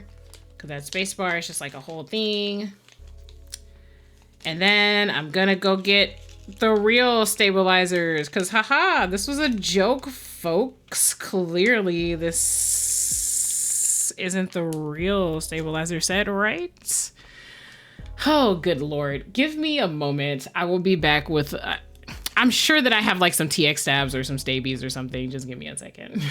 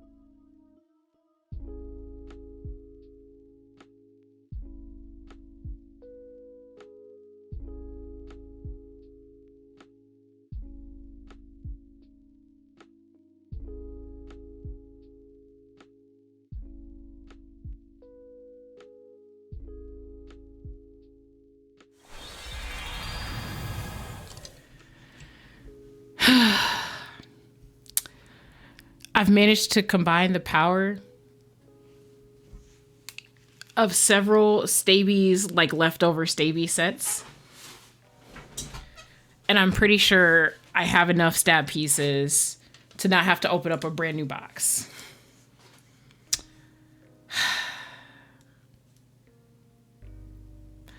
All right, well, just like Conan said, stabs content. I mean, that's what we're looking at. We're looking at stabs content. I very much wish that we weren't looking at stabs content, but we'll... Okay, that's like rattly as hell. So like, here's what we're gonna do. I'm gonna balance the wires before I start lubing things just to see. I've got, like I said, these leftover pieces from other Staebies containers. Because I don't always do like full size. I have a lot of 65% stuff. So at least I could get something out of it, right? Like I get to use up something. So I have two 7U stab wires. Let's see if one is better than the other. Oh, thank God. Okay. This one only needs like the teeniest, tiniest tweak. The teeniest, tiniest. Barely even anything. Okay. Goodness gracious. The 2Us are usually not as hard to balance. It's always the space bar, right? The weak continues to have hands, unfortunate. It do be like that though. It's okay. It's okay. I'll live. It could be worse. Okay, let me see. Can I see any lift? I do in fact see some lift. Cool, cool, cool, cool, cool, cool. It is a lot less lift than the other one. The other one is like super duper rattly. So hopefully we'll only have to do a couple of adjustments to this one specifically. And eventually we'll be back on track. I'm so mad at myself for that oversight. I got so gung-ho about the fucking cherry clip-ins. I literally did not look to see if the PCB was compatible. That's just how it be sometimes.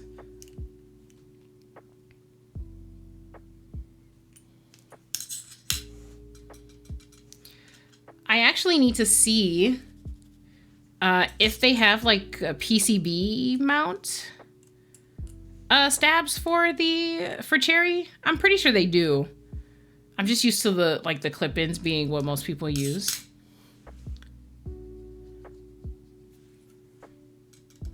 Okay. It's just this one side. Let's see. Is it the actual middle bar? Is it? No, it's not. The bar is flat. It's actually just this side. Maybe I feel like the moment I get too aggressive is when I'm gonna fuck it up. It's okay. I'm in a decent enough mood. I knew I was gonna be streaming late. It is what it is. We're only just now crossing like the 2-hour mark. I think it'll be okay. Okay, that's much better, but it is still slightly rattly.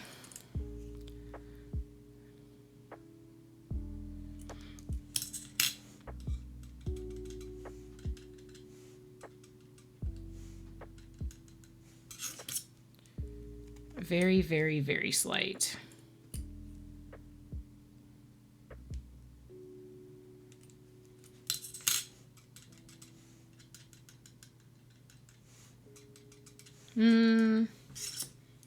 Nope, nope, nope. That's definitely worse. That's worse.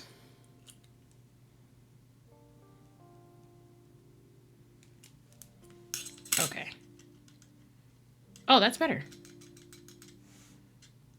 Okay, so now it's the other side.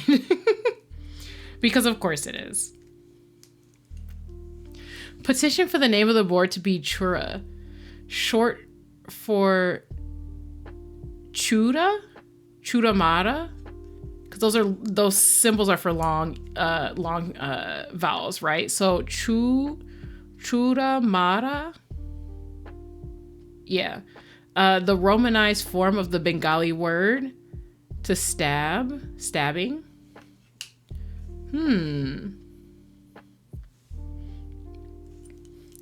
So I'm not gonna lie, I do. So like, because of the markings that you put, like, I am the correct streamer for you to put IPA symbolism into your stuff. Yeah, long O. No, it's okay. Yeah, it's long O. But I like the idea of Choura because, like, okay, so long O is oo, right? So Choura mara, which would be to stab or stabbing, right? Is it Choura? Just to make sure it's correct. I actually don't mind spelling it with a U because I feel like most people would have an easier time with me correcting them to Choura with a U than they would be with a long O. Oh, short O. Okay, Choura. Okay, Choura. That's short O. O is short O. Oo is long O. Gotcha. Okay, so it would be Choura. Okay, so I would probably spell it with an O then if I did that. That is a very lovely name suggestion. And I think I'm going to actually take that. I think I'm actually going to name this board Choura, actually. Thank you for the suggestion. That's very thoughtful.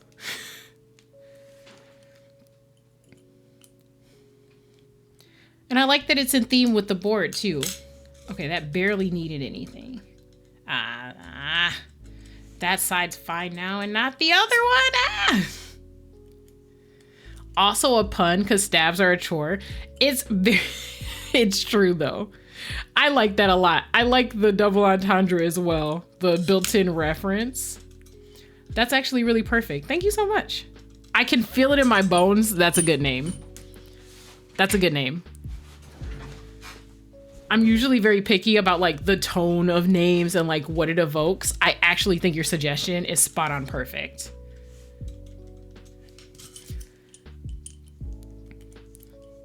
And rest assured, I do tell people the origins of the names of my boards, and I also have a very large spreadsheet where I keep information about the boards. So your chosen name will actually be on display for people who are looking through the spreadsheet for the boards. If you're interested in the spreadsheet, you can actually hit ! Spreadsheet. That should give you the link. It might also be attached to ! Keyboard, the keyboard command. I think it's on both of those. Because I kept getting people who would do like one or the other, but they wouldn't remember which one. So I just put them on both. No, I ruined it. Almost got it exactly the way I wanted it, and then I ruined it. Damn it. Yeah, Choura. I like that. And I appreciate you adding, like explaining the meaning as well, because I enjoy telling people about the meaning of names. A little bit of lore, pun intended, about Lumi. I actually write a lot. I compose a lot, although most of it is like personal, like just stuff that I write because I enjoy writing specific things. Perfect. Okay.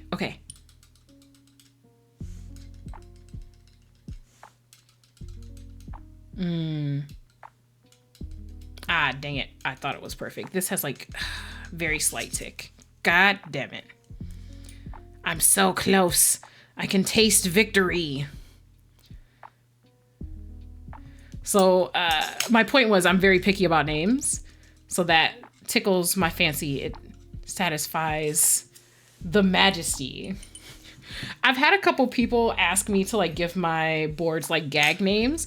I do think that sometimes I give my boards less serious names than some others, but that's perfect. I don't have to do anything to that. Great. But regardless of what the name actually is, my preference is for the names to like hold some sort of purpose. Even if the purpose is just this vibe is what I feel from this board, I still try. Like for example, Margaret, the one with Cam Sewington on it. I wanted a name that could be like somebody's grandma's name, but not like too old of a name. I also have a Mr. Suit whose name is Roland because I wanted like a very a dapper gentleman name for that board. Ironically, I have a Gentleman 65, but it's the rose gold one, and I actually got it in rose gold because I wanted to name it Vorsha.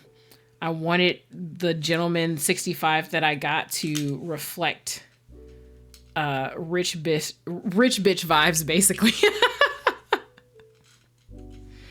So Vorsha like Portia, right? We're silly around here. It's silly, but like in a very specific way. Ooh, that's very close.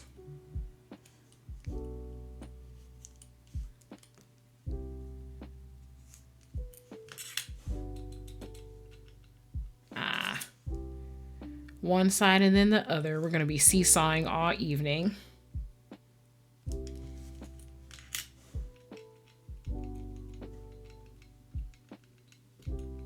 Ooh, that is so close.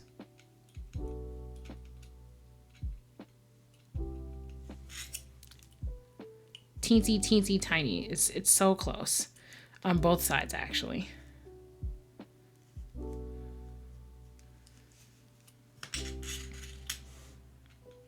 Oh. Okay, that side, perfect. Left side, not so perfect.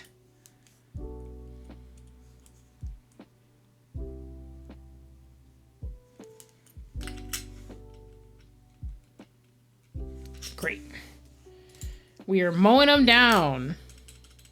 No. God, that sounds like garbage. Both sides sound like garbage. Oh, no.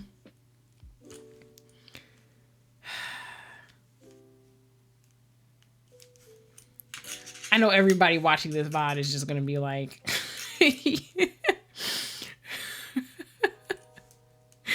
You dumb hoe. You didn't think to check the PCB.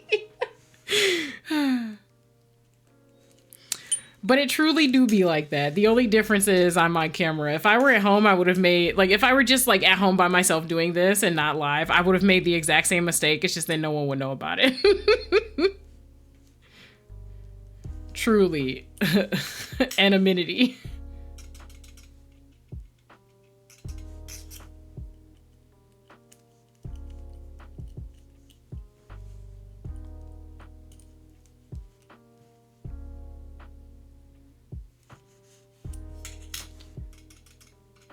Oh my God.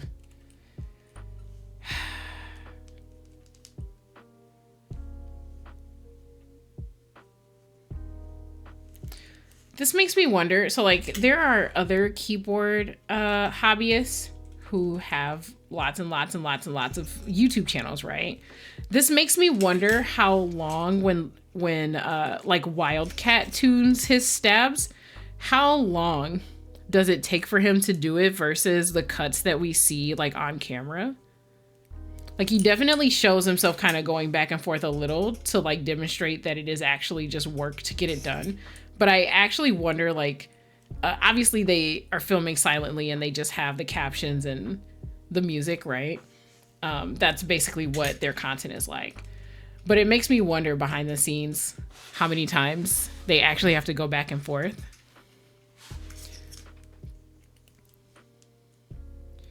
And then when other people, like, I guess I'll say like back in the day when people did stabs, it was actually much harder than this because you had to bend them by hand for anyone who didn't know. Like these tools that I have, these are from Gian Works.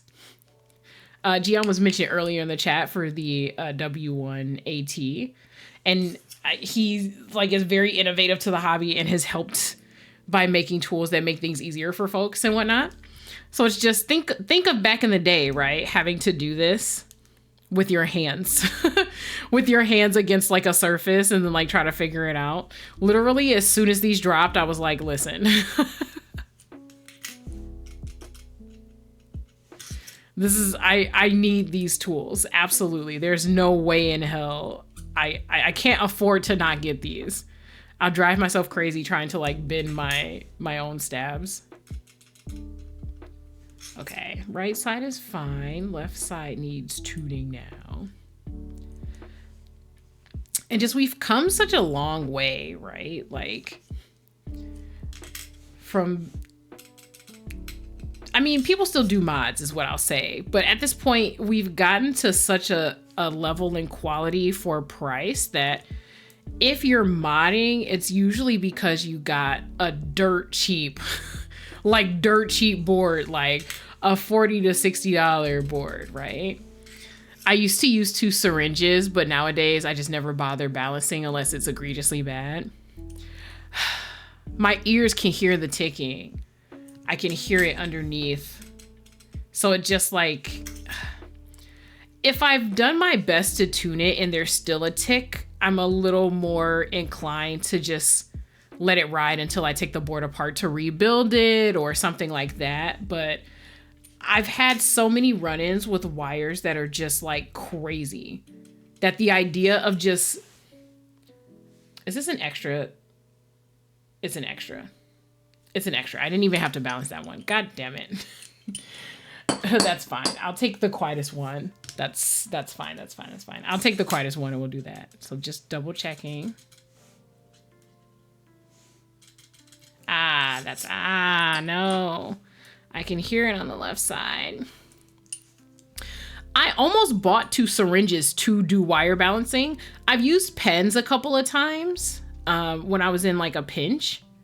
I was very close to buying syringes to use.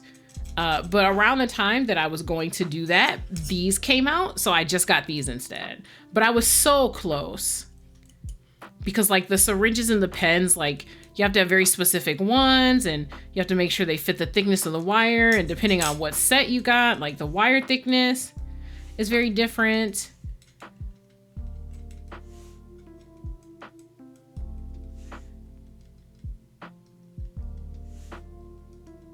Okay. I think I can live with this. It used to be a struggle, man. Like, just straight up actually a struggle trying to make this stuff happen. Not me. About to lube the wires before I lube the rest. I'm losing my mind. That's clearly what's happening. I'm losing my mind. I put together one irrelevant, unnecessary stab, and now my brain is like trying to fight against me. Outside of huehuehue and some OEM stabs I've tuned, I've luckily never had too crazy ticking. You can also do a bit of a cheat with DIY wire cushions, like what Owl Labs includes. Yeah, so I have used owl stabs quite a bit. I actually think I still have a kit left. And I love owl stabs, to be completely honest with you. They were my go-to for quite some time. And I mean, they're kind of still my go-to, but I just wanted to branch out and try some others. But the owl stabs with like the liquid metal, so the good news is, obviously, that you can't, like, they really don't bend in transit, right? So that's great. But the bad news is if you get a wire that's like pre-bent from owl stabs, and I've had that happen once or twice. I mean, I've bought like almost 20 sets of stabs from them. And it's not that many, but I have had it happen before. If they're bent even a little bit, you can't bend them back because of the way that they're made. So you're just really SOL with your kit. Which sucks. And that's not great. 2, 4, 6. Okay, cool. So then we should have 8, 10 here. Basically, just tuck some supporting material under the wire and it'll offset any balancing issues. I think I tried that once and it was successful. But the other time, I actually just used like a spare that I had from a different kit because they give you both size wires. So I think I had just used one and not the other. So I just grabbed the spare and just used that. But yeah, it's been a minute since I tried Staebies. That's what these are. So I bought a bunch of those and I'm still going through my stock of those. And then I recently got some TX stabs, the TX APs. I think I've only got like plate mount TX stabs left, which is why I couldn't grab them for this. I just grabbed the Staebies that I had left over. And like I said, I do have one set of owl stabs that I have not quite used, but I don't know. Maybe I'm saving it for the Haven TKL or something. Where's my other brush? Yeah, here we go. So we are back to lubing. Back to lubing. But at least we got all the wires situated so we can go straight into assembly after we're done. So there's that. I don't have to rebalance, hopefully.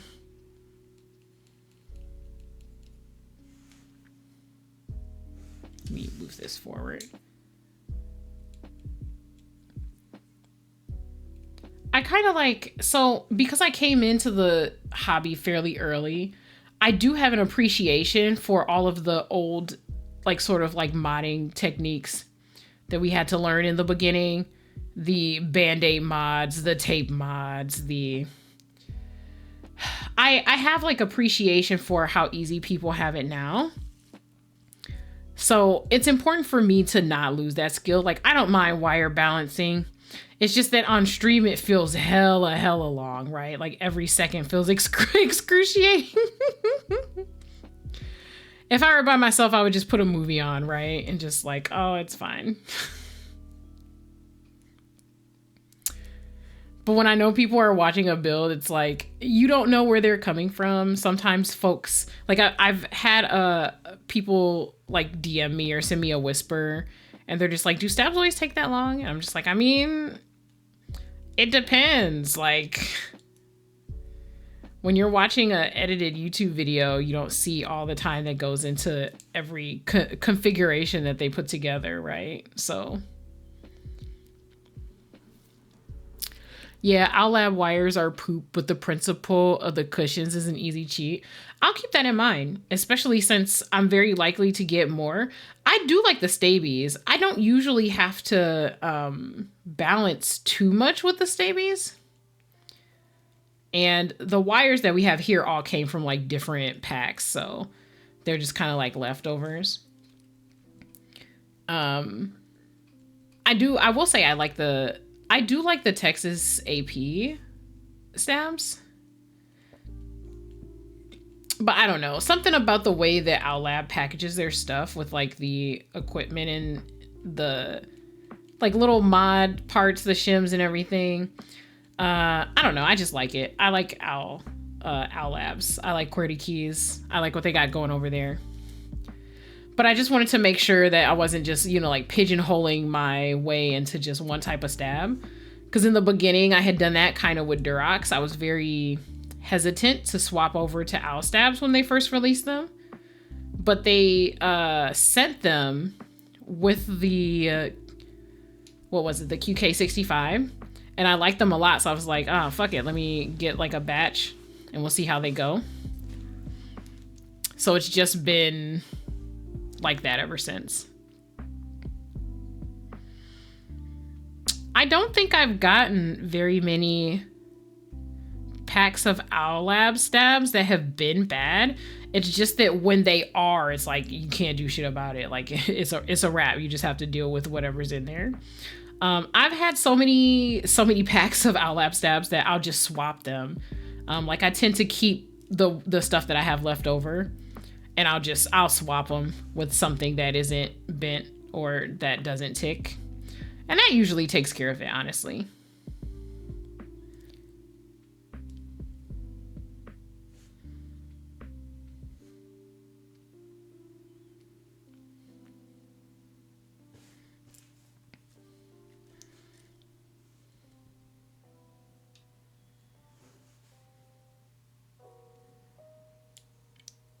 Ooh, I almost dropped the fucking stab.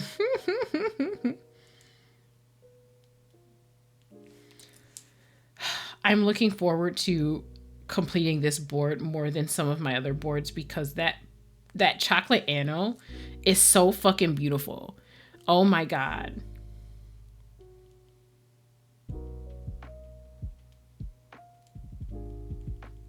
I don't think I've ever seen a color quite like that before.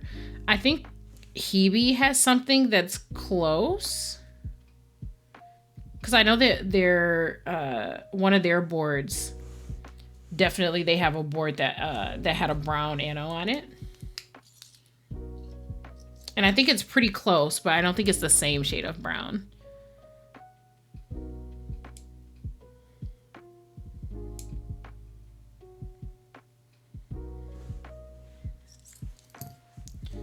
Okay, cool.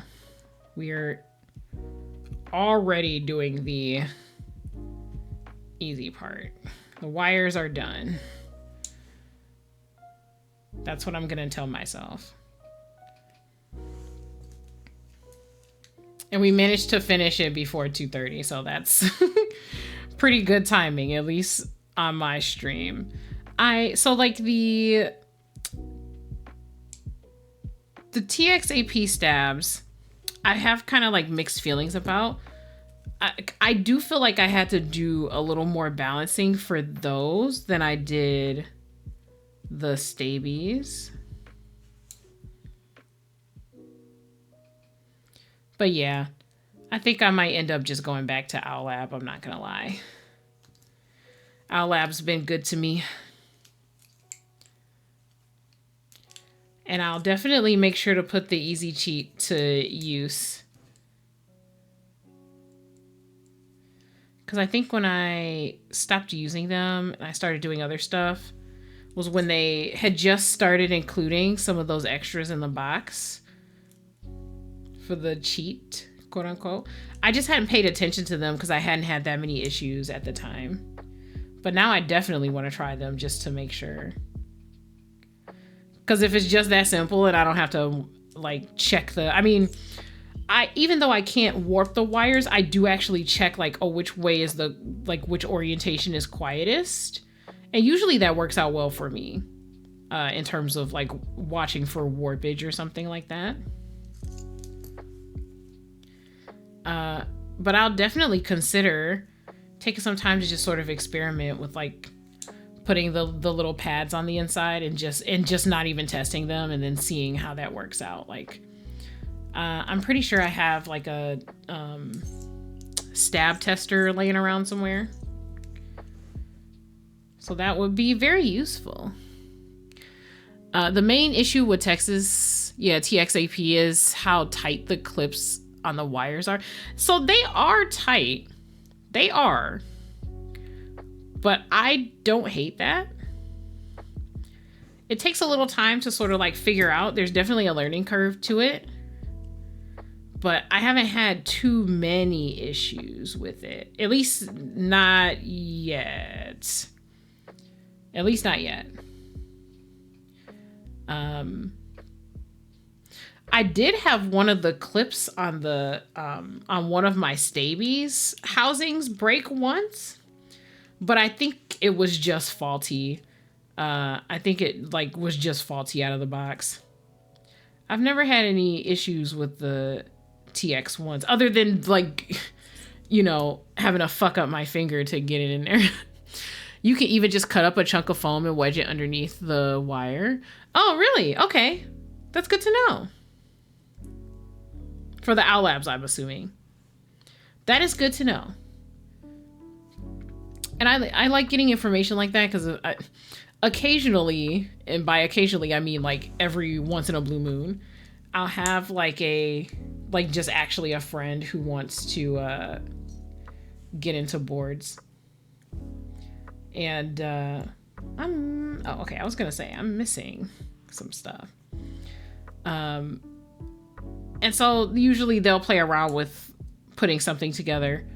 I have a couple of old boards that I used to practice on because I used to practice modding way back before I got like my first really expensive custom. So I've had a couple of friends kind of like ask me to walk them through putting something together. So I'll just take that apart and walk them through the steps. So that's good info to know. I will spread the word. Although I'm sure I'm like the last person to know.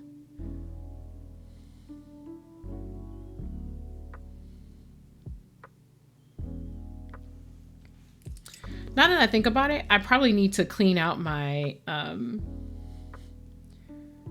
not my keyboard closet, but I have like a little storage bin where I keep some of my keyboard stuff. It's like a Kinetics Labs partition container. And I've got like old foams and stuff that I just didn't want to throw away from like a year and a half ago. At this point, you almost don't even need to cut up extra foam for stuff. I can probably like get rid of not all of it, but maybe like the majority of it and just keep like a small square for emergencies. I can probably get away with that. And just use them for the stabilizers, actually. Because those are very, very small pieces.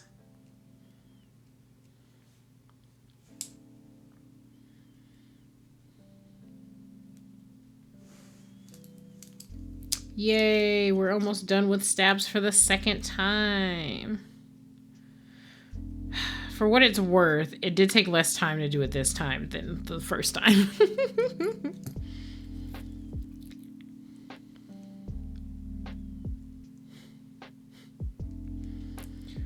So obviously when I throw this VOD up on YouTube, I'm just going to caption it stab, stabs, and more stabs. Because this is clearly the premium stab content that everyone was waiting for. Obviously. Let's see. Of all 5 of these that are here. Why are we suffering like this? Of all 5 of these that are here. Which one is the most quiet? That's actually very quiet. Oh, let's see.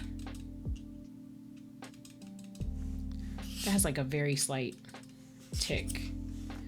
So if these 4 are all quiet, yeah. If these 4 are all quiet, then yeah, it's looking like it. Then I'll just leave that one as the odd one out.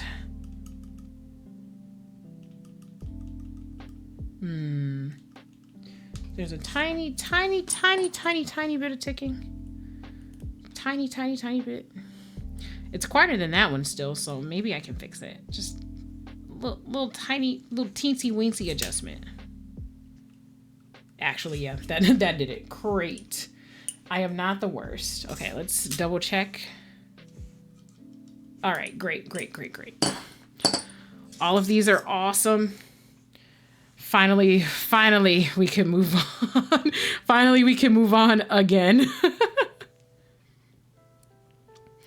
I actually didn't know that you could even have things not be compatible with each other. Compatible with other things. So this has been a very enlightening experience. Yes. I feel like this is the first stream where I've actually just grabbed the wrong thing. Usually I try to prep before stream. I actually grab all the things I need, and usually I take a look at them beforehand. But I actually did not take that keyboard out of the box before stream. I wanted to share the unboxing experience since I hadn't seen that color anodized before. So that's my bad.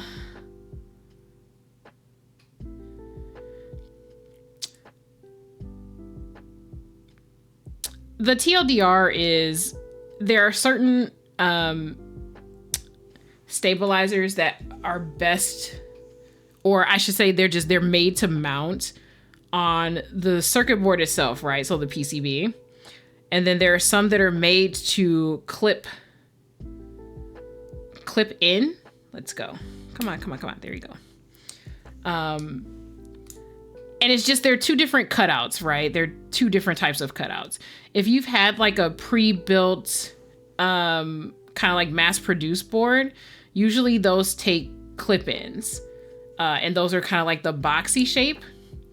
But Denko, you've seen most of my build streams, so you're used to seeing me screw in my stabs. So screw-in stabilizers are usually stabilizers that they go onto the PCB basically.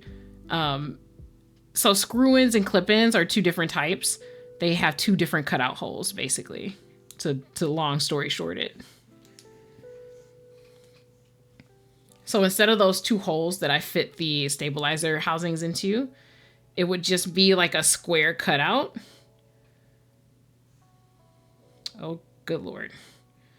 All right, here we go. There we go. Snappity snap.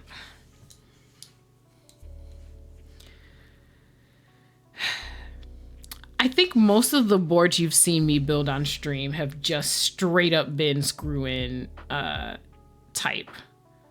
But that's because most newer boards, like newer, fancier customs, you know, they're usually screw-in, basically.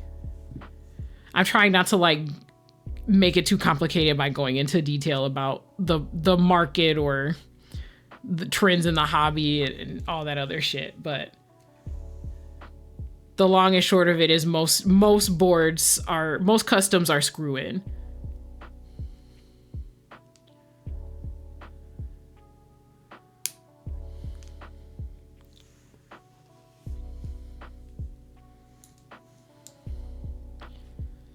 I'm running out of BDZ.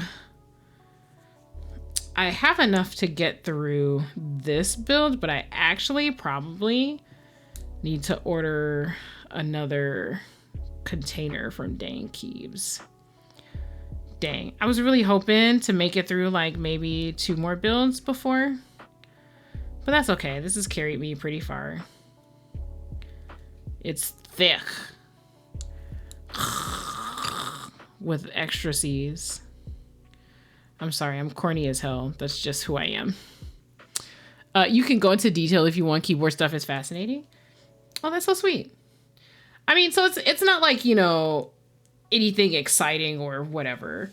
It's just clip-ins are what you usually find on most mass-produced boards. So if you look at your Razors, your Corsairs, your Logitechs, even if you go into like custom specific, like big box producers, like Unzi, Ducky, brands like that, Leopold, Red Dragon. It's just for them, it's easier to not have to worry about getting such tight tolerances on the cutouts, right? So if you're cutting out holes in the PCB for your stabilizers, for mass-produced boards, there's less to worry about in terms of the measurements being off and tolerances and stuff like that if you just have the clip-in. So that's usually what they do. It's just standardized. But the screw-ins supposedly offer you more stability. I'm not really sure if that's true, if it offers more stability, but I think there might have been one time where you showed a board that did have the screws, but I also don't remember what it was. Even the last board I put together, the Cycle 7, that one had screw-ins. You're always making fun of me when I go to screw things in because the screws always try to escape me. So those are screw-ins. I don't think I've shown a clip-in board on here though. I think the last time I had a clip-in board to put together was before I started streaming.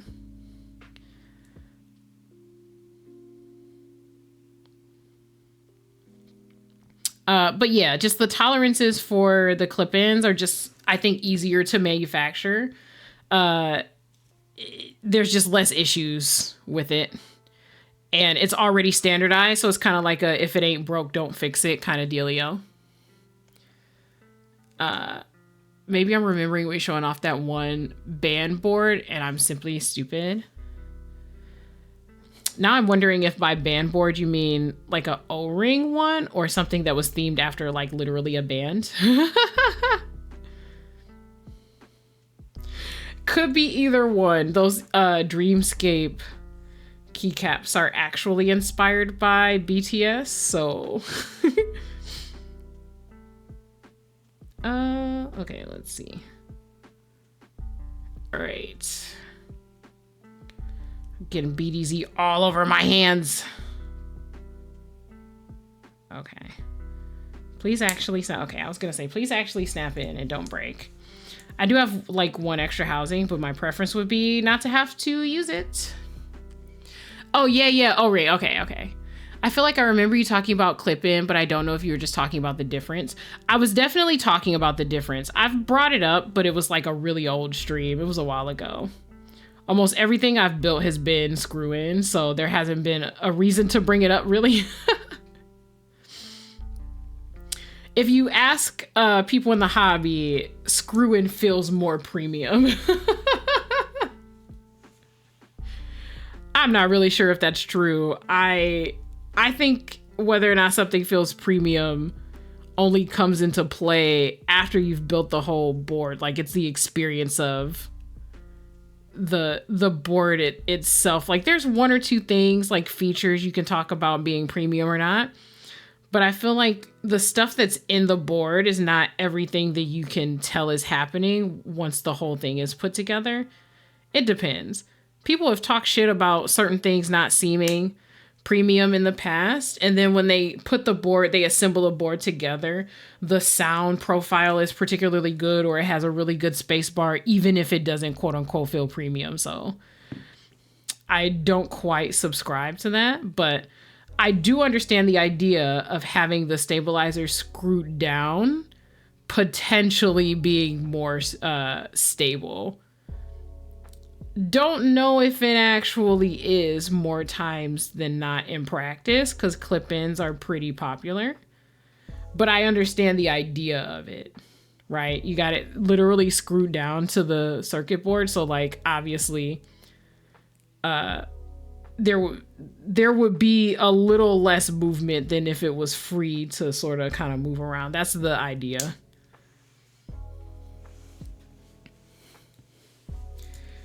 Yeah. I definitely, that was probably when I built the Heracles 80. I talked a lot about the different types of stabilizers that you need when you have a thinner PCB, because there's different kinds, and I think I went into detail there.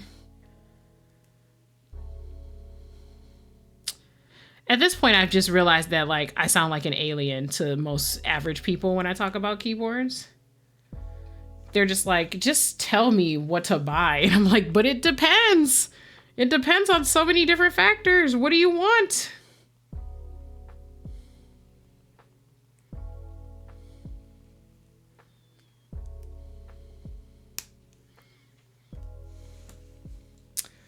I once had a conversation with Papa Lumi, my dad, about keyboards. And he definitely fell in love with, I'm trying to remember which board it was. I think it was my Tomo. I have a TGR Tomo. So I was showing it off to him. He fell in love with, like, the idea of it. So immediately he was like, I would like one. You should build me one. And I was like, okay, but, like, what type of keyboard do you want? And he was so dumbfounded by the idea that there were different types of boards. So I finally, get him to sit down, and he's just like, okay, well, I use a numpad at work, so I want, like, a full size. And I was basically telling him, like, bruh, like, you don't want a custom full size. Like, custom full sizes cost so much. I don't think you're prepared to spend that amount of money on, like, the clickety clacks, right? And he was kind of trying to be a little boastful. So, of course, he's just like, oh, I'm sure it can't be that bad. Like, how much is it? So, at the time, the Odin was, like, really popular on KBD fans, which is, like, a 100% board. Kind of. I think it's, like, a 98% board, technically, because it's missing a couple of navigation keys. But it has the numpad, and it's close to full size. So, I was basically telling him, like, that's one of them, if you're interested. And he was just like, okay, but how much is it? And I pretty much told him, because the Odin is like $450 or something like that. It might have gone up to $5. And he was like, oh no, that's crazy. He was just like, oh no, that's crazy. Do people actually pay that much, like, for an actual board? And I was like, yeah, they sure do. Okay, so let's put some of these tools away, because we got the stabs done finally. It does depend. I'll never understand people who just refuse to accept that they have to do any kind of research to get a proper answer to a thing. Yeah, it's really tough. And then, unfortunately, if you get people into keyboards and they get something nice, it's almost like being an IT guy, right? Before the days of the more accessible and affordable QKs. Yeah, for sure. This was definitely, like, QK was still, like, revving up. I think the QK65, the original one, had come out, but they were still working on other stuff. But yeah, so it's very interesting because I think the research and like wanting to learn more is kind of where most people fall short when it comes to engaging in the hobby. What they want is to be told what to buy, which is crazy because if you do actually look someone in the eyes and tell them what to buy, then they'll complain that you're, like just attempting to influence them. Which, like, I mean, but if you're looking for someone to tell you what to buy, like, you're essentially looking to be influenced, right? Like, that's what you're asking for. Okay, let's put that up here.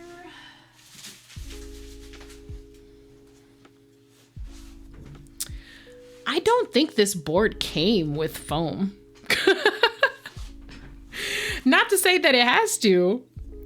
But I am, in fact, used to boards coming with foam. All right, now I have way too many screws because these are just sort of... Oh, you know what? Not me putting my tweezers away. I need the tweezers. I don't know why I threw them in the back. But yeah, I'm not saying that you can't have a nice keyboard without being like balls deep in this hobby, right? I don't think it's quite that dire. But there is information you need to know that you should know before you spend like the amount of money that this hobby requires, if that makes sense. Like, I get just wanting something that looks pretty. I too enjoy pretty things.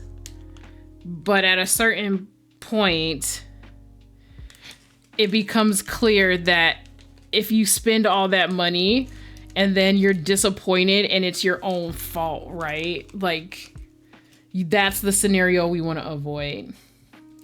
Let's see, 2, 4, 6, 8, 10. Okay, I think we have enough. I do have an extra if we need an extra. All of these 2Us were actually pretty good, so I don't think it especially matters, whoops, where I put any of them. I'm not gonna lie, I'm definitely the type of person to put, like, if something isn't quite perfect, I will definitely put it on the left shift because I tend to use that shift less than most of the other ones. All right, let me grab a washer. Oh, you know what I didn't do? What I literally never do this. Take the actual fucking screwdriver out before I do this. Literally every time. I feel like you can go back and watch 10 of my streams. It's always me saying, oh shit, I gotta grab... Oh shit, I gotta grab my screwdriver.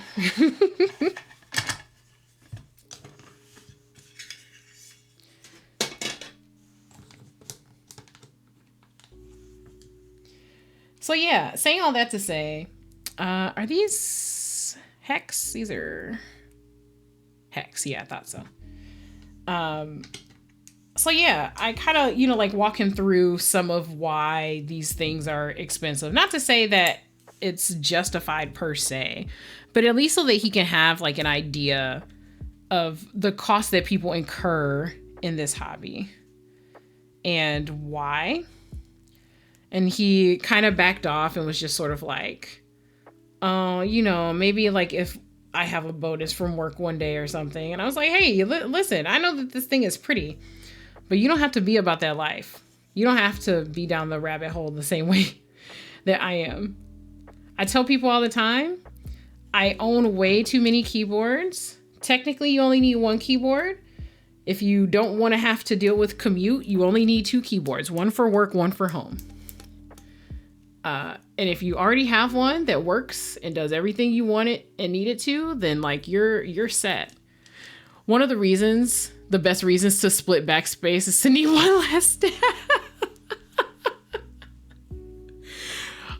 Okay. You might be cooking with that though. I legitimately think that would probably be the thing that got me into split backspace. I will say I did put split backspace on an older board once before. I can't remember what it was. I think it was like a custom acrylic. Frick. Well, that didn't work out the way I wanted. It was like a custom acrylic board. I had one of those like bongo cat boards once upon a time ago. And it definitely had split backspace, but I did not enjoy it. I just don't actually, I hit like right in the middle of the backspace usually, or I'd lift my hands off the keyboard. Please, screwdriver, please, to actually just like manually hit backspace with just one single finger. So split doesn't do very much for me. But you are right, it would be one less stab though. I might consider that in a future build, to be honest. I will keep that in mind. One less stab would be dope. I'm not gonna hold you up. I think you're cooking. I totally think you're cooking with that one. I also understand like the idea of symmetry. I get it.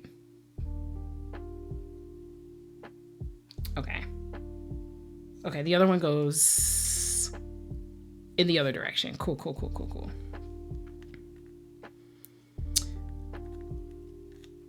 All right, here we go. Oh, is that in there all the way? It is not. I swear to God, everything we say in this hobby sounds sus. Is it in there all the way? Did you put enough lube on it? It's like, I know it's sussy, but sometimes when I have to say the words with my own mouth, I just be like, okay, all right. Someone clearly did this as a joke. It's cool. The joke's over. It's been this way for a while now. What are the real words?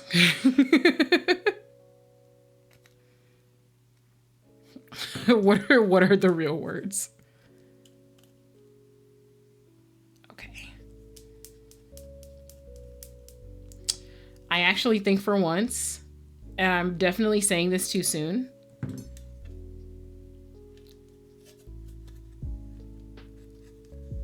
I might not. You know what I'm gonna do? Before I speak too soon. I'm pretty sure one of the first things I said when I came to your stream was plug the butt. Yeah, absolutely. Plug the butt. Lamau, what are the real words? I'm doing a double check in the keyboard case just to make sure that there's no actual foam in here, because I'd rather take out the stab that I just put in now or cut PE foam if there actually is PE foam like included with this board. I actually don't recall seeing anything, but I have to make sure since I already fucked up with the stabs. Okay.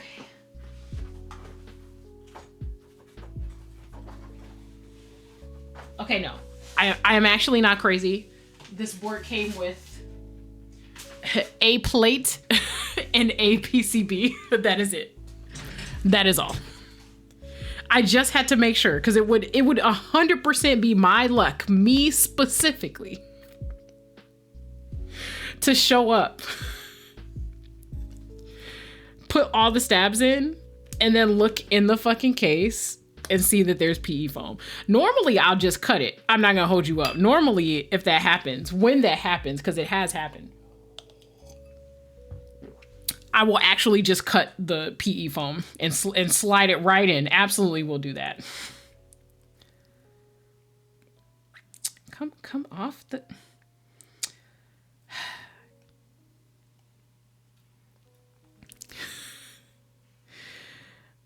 I mean it though, Denko. Sometimes when I'm talking, this never happens when I'm listening to other people, by the way. I just want to say that. Like, this hobby is so normalized to me that I'm actually just used to all the jokes. If I'm in someone else's stream, it's fine. It's cool. Plug the butt. We're talking about the PP, the PP plate, big PP, blah, blah, blah. You know how it is when you're just with a bunch of fucking bros in the chat. Totally desensitized. But when I come on stream and I say the words, I actually almost want to just like find the spirit of the keyboard hobby and just pull it close and then say, be fucking for real. Like those literal exact words. Be fucking for real. What are the real words? What are the actual words that we are supposed to be using that are not these?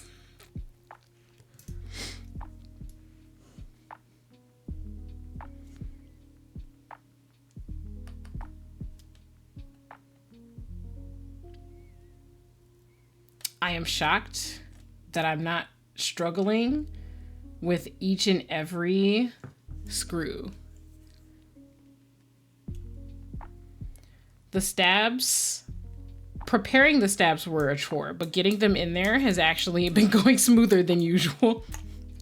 Depending on how long my nails are, usually I'd be out here struggling for real.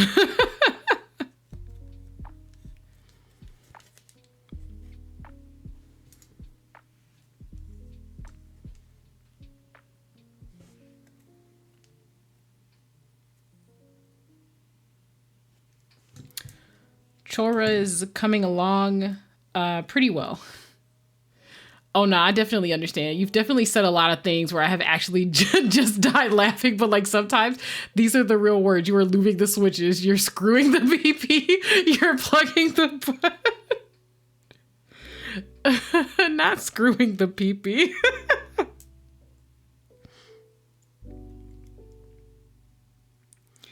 It's very true, though. We do, in fact, want things to be lubed up and slide very smooth here. And it's not that I'm a prude or anything. I actually enjoy making dirty jokes generally with friends and close folks, right? But you don't want to be like that person where like someone shows up in your chat and the first thing they hear is just like... you making sex jokes with the fam. I feel like that's not... I feel like this... Maybe the screw can be tightened a little. Let me loosen it and retighten it. It might just be an awkward place on the PCB as well.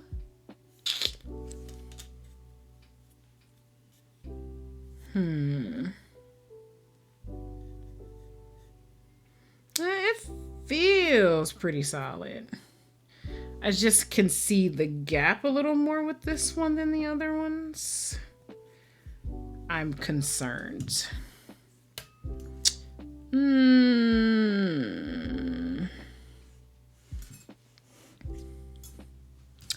me check the other one. Is the other one like preventing the side I'm on from... They both look like they're in the correct spot. It might just be an awkward fit, maybe.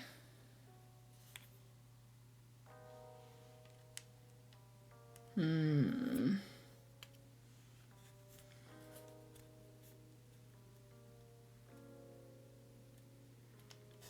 okay, it's not moving, so I'm gonna leave it there.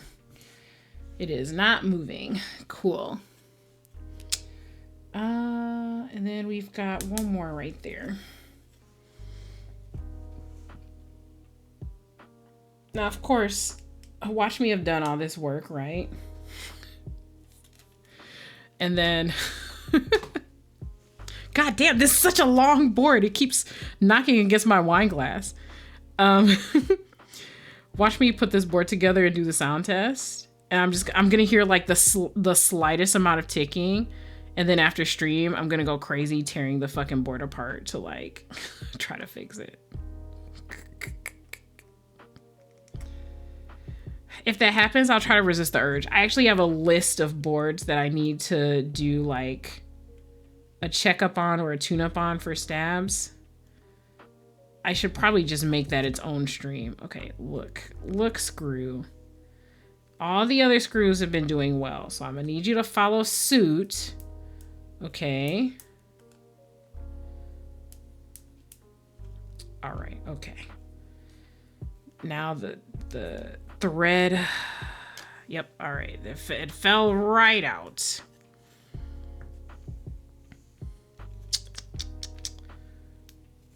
Okay. Close.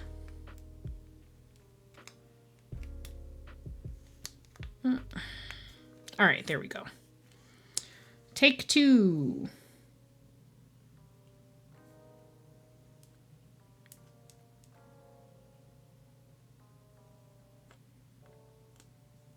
All right, there we. Oh, no, we sure didn't do it. Okay, there we go. Now we actually got that in there. I should go to bed? Oh, should I go to bed? Not Dicko saying no, but I have school tomorrow. If you have school tomorrow, definitely go to bed. The VOD will be here if you're interested. I do upload a couple of days later on YouTube. I have a YouTube channel. You can always come back here. And I also will be streaming more than just this one time. If you have school tomorrow, go get sleep so you can do a good job at school tomorrow.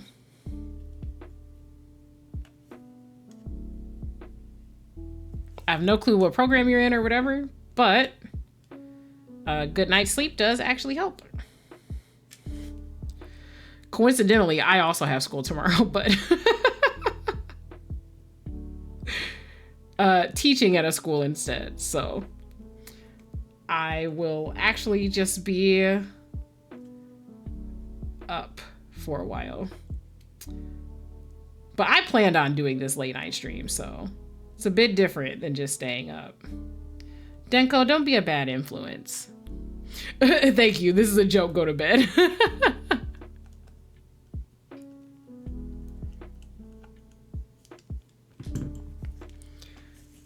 Okay, yeah, that's fine. I'm still a little worried about that stab. It's just this one.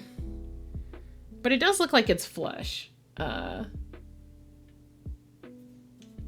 It's probably just the way it, yeah, like it doesn't bend or anything. I'm gonna stop worrying about it. There's nothing I can do. Okay.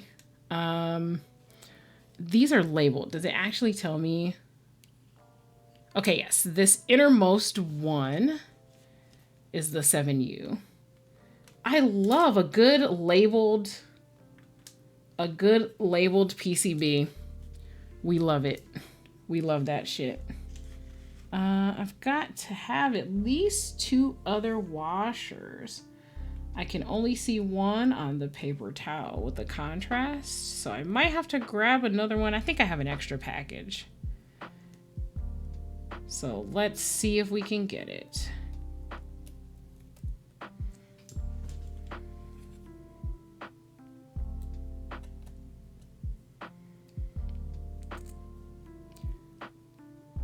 Also, is this a Destiny board or am I crazy and also a nerd? This is actually not a Destiny board. This is based on architecture and a monument in Bangladesh.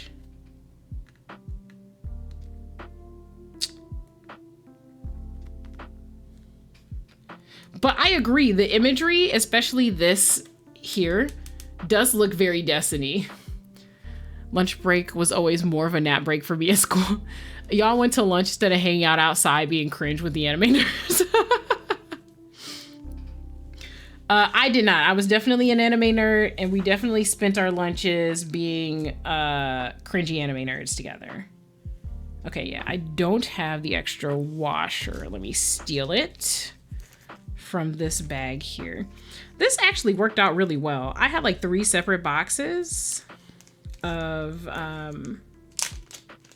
like 3 completely separate boxes of leftover stab stuff.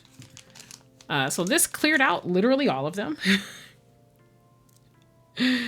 Fucking dope. So now I can buy new stabs and fill my shelves up with that instead. I wonder how this board is going to sound because it literally came with no foam.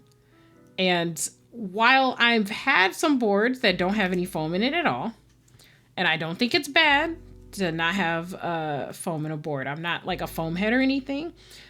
The ability to adjust the sound is comforting to have, like just in case the board sounds bad. But I guess they are confident that this board will sound good without foam.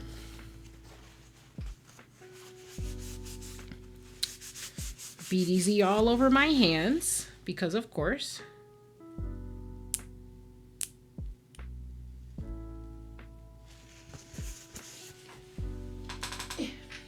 Okay. So now we can grab that gorgeous case and start getting to work. Actually, you know what? I could put the switches in while it's in the case, but I'm actually going to play it safe. I'm actually going to play it safe and I'll just put them in separately. I will actually just put them in separately, which I think is smart. This is thin as fuck. I'm so sorry. I know I've been swearing like a lot, but this is like a hella thin. The PP is thin. Thin PP.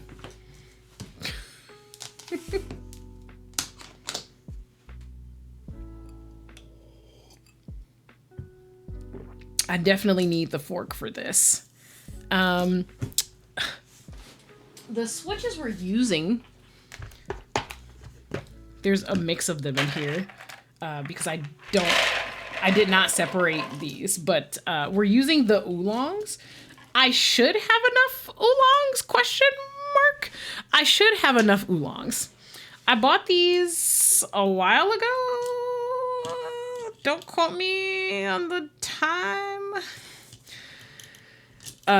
But I bought these a while ago and I couldn't figure out what to put them in.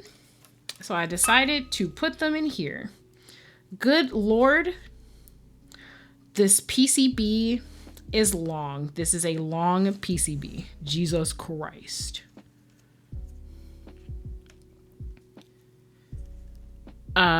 Depending on how it was cut, sometimes the PP is hairy too. I can literally feel the pins in this starting not to go in properly. Let's try that again. Once more with feeling. Oh, that didn't sound good. That didn't sound good at all. No, okay. All right. I'm wondering if this is one of those cases where I should put the switches into the PCB first and then try to fit them into the, into the plate first and then try to put it into the PCB. That might be the case. I just don't like doing that because then you have to check extra to make sure. You basically have to be extra sure that all the pins actually go in all the way. I prefer to do it one at a time while supporting from the bottom. Okay. Okay, let me put a couple of anchors in. How about I do that? I will put a couple of anchors in and then we'll go from there. Why is this bent? This is not even one of the ones I used earlier. Less common now, but yep. Okay, nah, I actually be for real, actually, on God, like I know I just said, sometimes these are the words, but I'm losing. It's true, sometimes you can get little like plastic hair fibers, right? I'm sure you know what we're talking about, right? Because sometimes plastic has like those little fibers that come up from it. Oh, good Lord. I can literally see the pins bending like in real time. This one is not. It's got to be like extra straight to go in there. I'm hoping if I just get these two, then I can take my time going through the rest. Excuse my holding things away from the camera. I actually need to like see the side of the PCB. Okay. Cool. All right, I actually have an anchor in on that side. So, you know what? I want to keep the tension kind of the same. So we're just gonna go from right to left. I'm truly hoping that I have enough switches. I'm pretty sure I ordered 80 of these, but we shall see. All right, there we go. That definitely went in. I heard the click. Basically just super fine strands of plastic. Yeah, that got left behind that look like hair. Yeah, that's exactly what I was thinking of, for sure.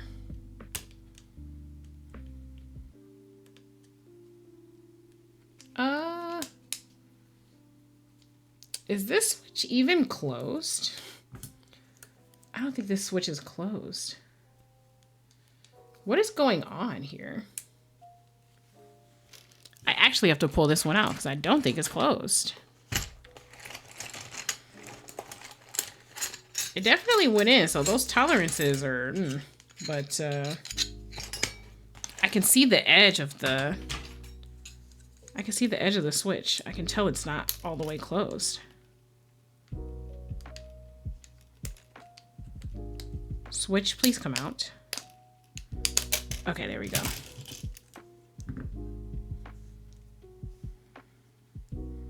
Okay, all right, cool.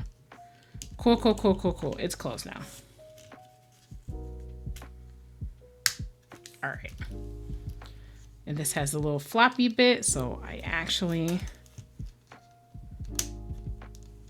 Oh shit, what the fuck? Did it actually go in?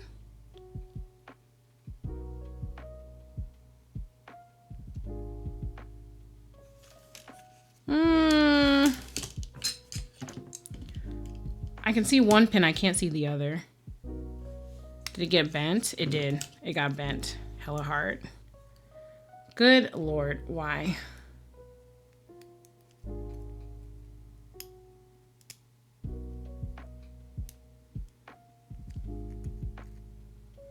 Why can't we just have nice things? You know what I mean? Like, why can't we just... I'm actually going to use another switch just to make sure I don't injure that one. Okay. That went in super easy. Cool, great. I'll have to check later and see. Okay. I'm just paranoid about like lifting the... I'm paranoid about lifting the hot swap pads. So I'm just trying to take my time. Especially because there's literally, there's no foam, there's no plate foam, there's nothing here. So, alrighty. Also, the plate and the PCB are long. These are just very, very long. Okay. That's easier. Hopefully indicative of the rest of the oof. My brain said insertions, which is technically correct. But in light of what we just said, perhaps not ideal. Thin, hairy pee-pee? Yes. Yes, indeed. Thin, hairy pee-pee. Okay, let me wedge that in here. And which ones are Sangan, right? Sangan is the 3 at the top. Cool. Perfect for me.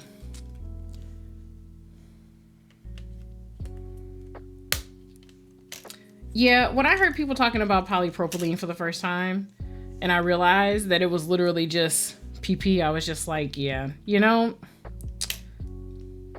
I'm gonna just clock out. I'm gonna just clock out of the hobby real quick. Just give me a couple of minutes to cope. Cause like you said, right? Like be fucking for real. On God. You are absolutely correct. It's almost like there's like some weird wizard or something doing this shit on purpose, like just to torture folks. Like just to show up and make everyone's life miserable. All right, so I'm gonna do these first. Maybe like just these three, and then like these three and these three, and then I'll put those in since we'll have like the tension will be established by then.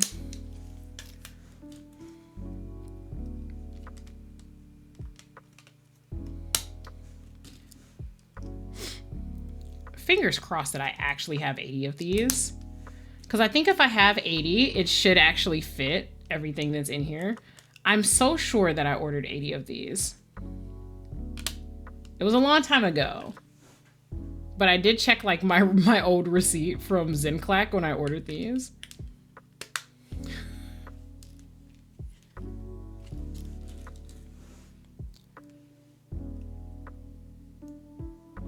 Okay.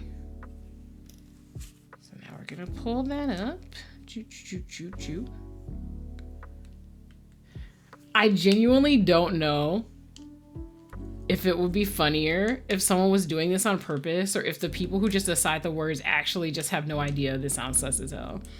I really think it's just coincidence, to be honest.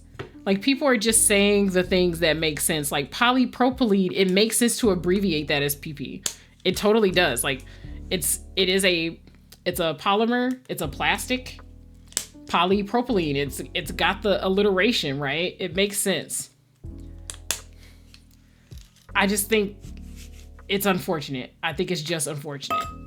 Oh my God. Okay, I'm gonna finish the rest of this wine because I have to move this glass.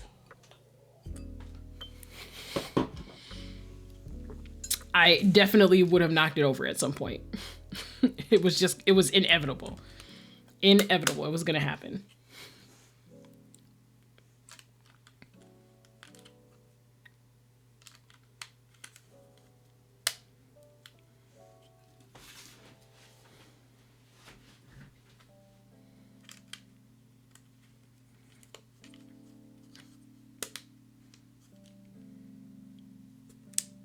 Okay.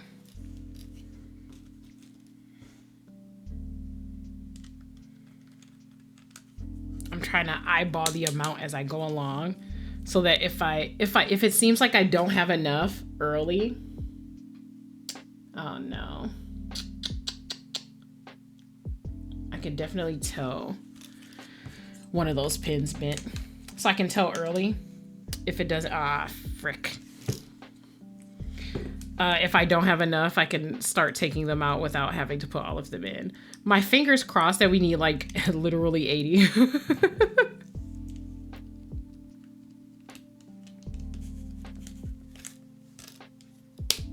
Okay. Yep, all right. That was a more satisfying click. Got it.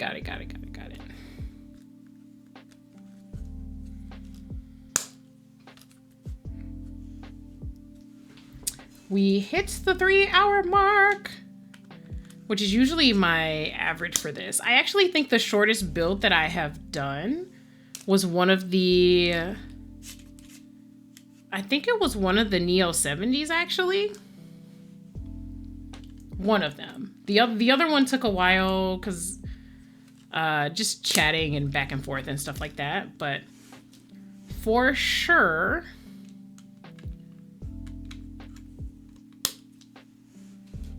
one of them only took me, I think, like 2 hours to do because it was a ball latch build. And I think I did the stabs ahead of time. Maybe. That felt sus. Did that actually go through?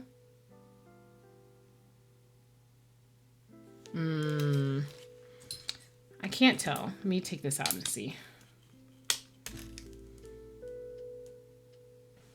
Oh, yeah, okay. I do think it actually went in all the way.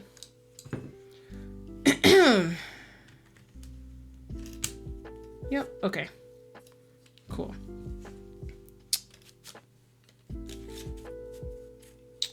Cool. All right, so let's try this one again from earlier. There we go. Another fun one, a common material used is stainless. Oh, that's not even the correct.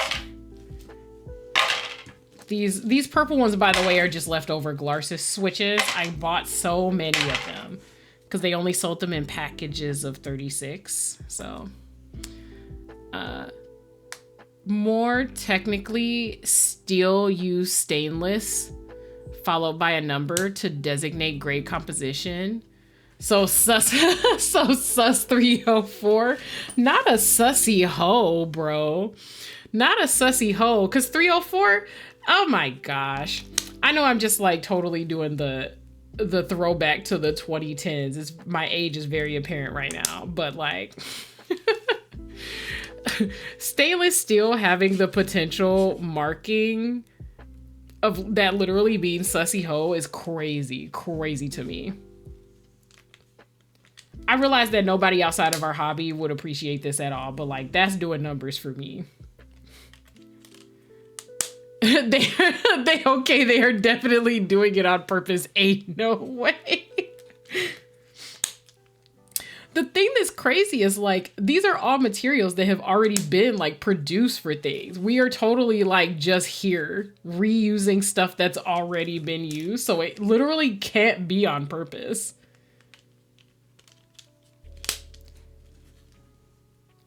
Sus 304 definitely was a thing before keyboard enthusiasts or hobbyists started getting into it. I think I'll probably have like just enough. I think I might be able to, worst case scenario, I might have to sub out the space bar, but I think I will have just enough.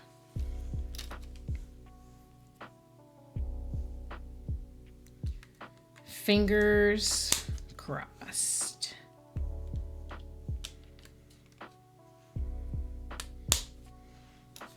Let me just actually turn this upside down and make it easier for myself.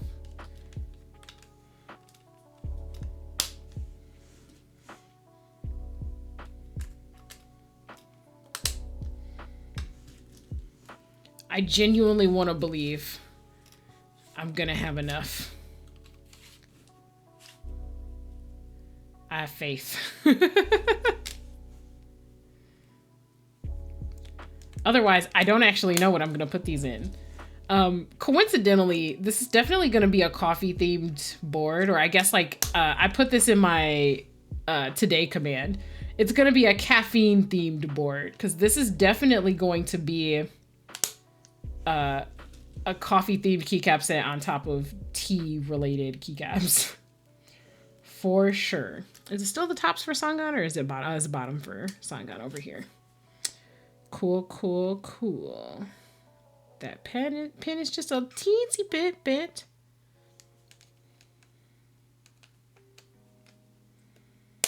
Okay.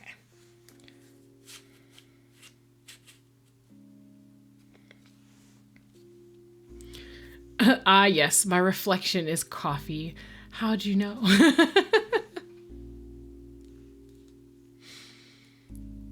I actually almost got the tan colored one first. And I ended up changing my mind on it. I don't know. The chocolate colored one, it's just not a color that I usually get. At first I couldn't see myself like just having a brown board, because I was just like, what would I put on it? Like, what would I put on it? But I ended up just deciding to go with it because it was such a unique colorway, and I wanted to see how Han boards did their ano, since it was supposed to be ano. So I was like, for once, do the thing that's unexpected, I guess.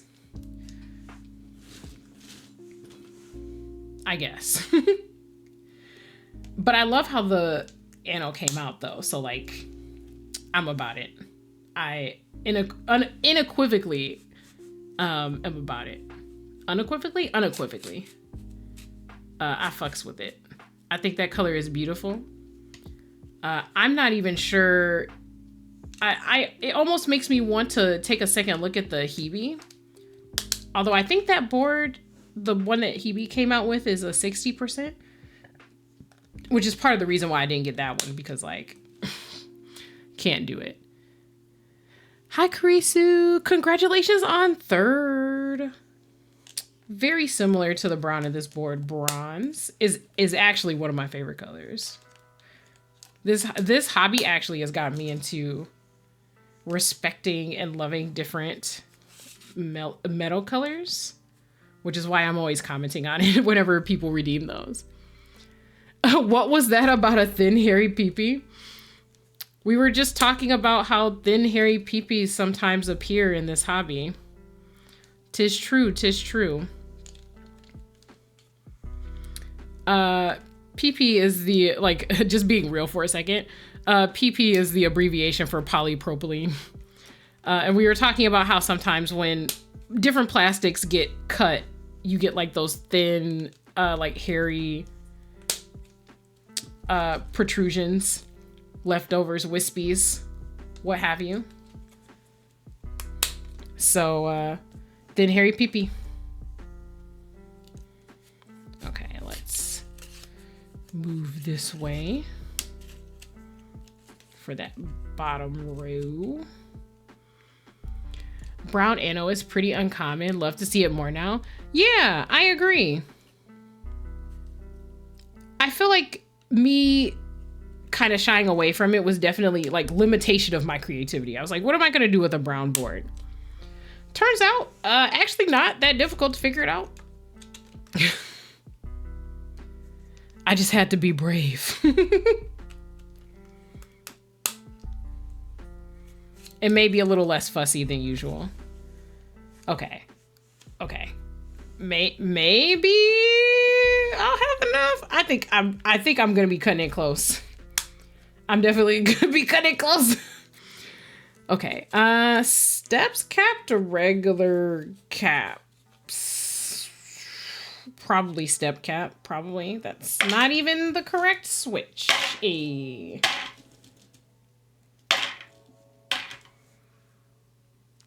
We are definitely cutting it close. Maybe, I'm thinking step cap. I might have, I'll have to check. I might have one or two of these somewhere else. Because usually when I get a batch of switches, I'll take a couple out. Yeah, I definitely, let's see. 1, 2, 3, 4, 5, 6, 7, 8, 9. Oh, I'm literally one short. Oh no. Oh no, not literally one short. That's gross. Okay, I'll have to actually like take a small break and look to see if I can find these. Because usually when I get new switches, I have like a, I basically have like a little box that's like sample switches for people who want to feel the difference between like linear and tactile and stuff like that. So I usually take 2 of whatever I buy and put them off to the side there. So I'm wondering if I've got 1 or 2 spares in that container. I'm gonna go look. And then we'll throw the keycaps on and put the rest of the board together. I do have to screw in the daughter board, but that's basically, so there's the daughter board, and then I think there's O-ring for this. We'll see. I think there's regular gasket as well. It kind of depends on what I want to do. I think I did O-ring for one of the other 70% that I have. Not that I can't do it with this one because of that, but we'll see. Okay, I feel like something's happening that's preventing me from getting this in there. Thin PP, just shoving things into the thin hairy PP. It's true. It's true. Just shoving shit inside of there. There truly is a sounding joke that could be made here, but I am just actually deciding to comment on the fact that it could be made instead of making it.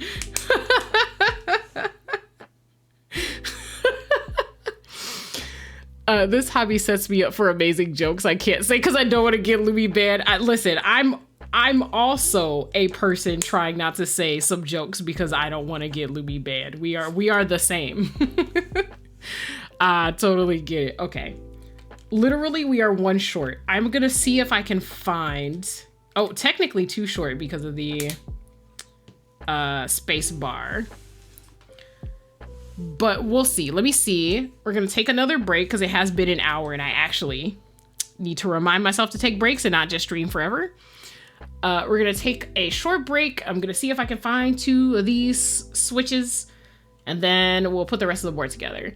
Thanks for hanging out. If you gotta skedaddle while I'm gone, know that I was glad to see you here. I'm always excited to have friends along this journey with me. So I'll be RB. What? Diffuse? I'll be right back.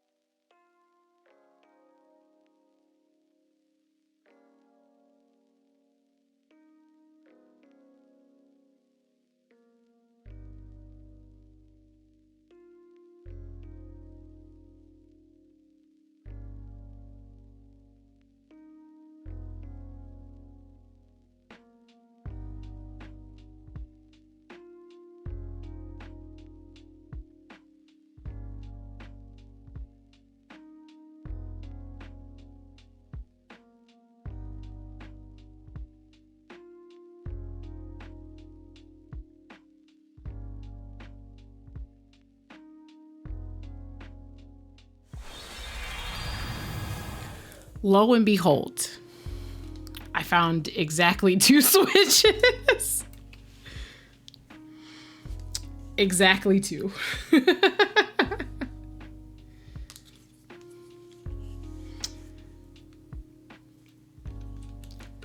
So perfection. Calculated.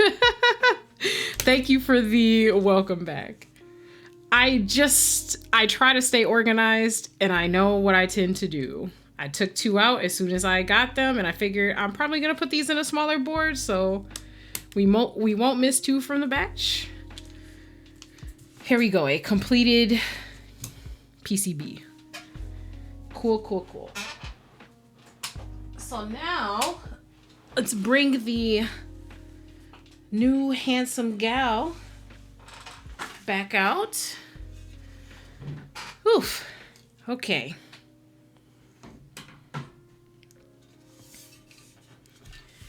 Lovely. So what types of screws are these? It looks like these are small hexes, which is great because I already have that on here. So let me grab my dusty as hell screw tray, and we shall start taking the top off.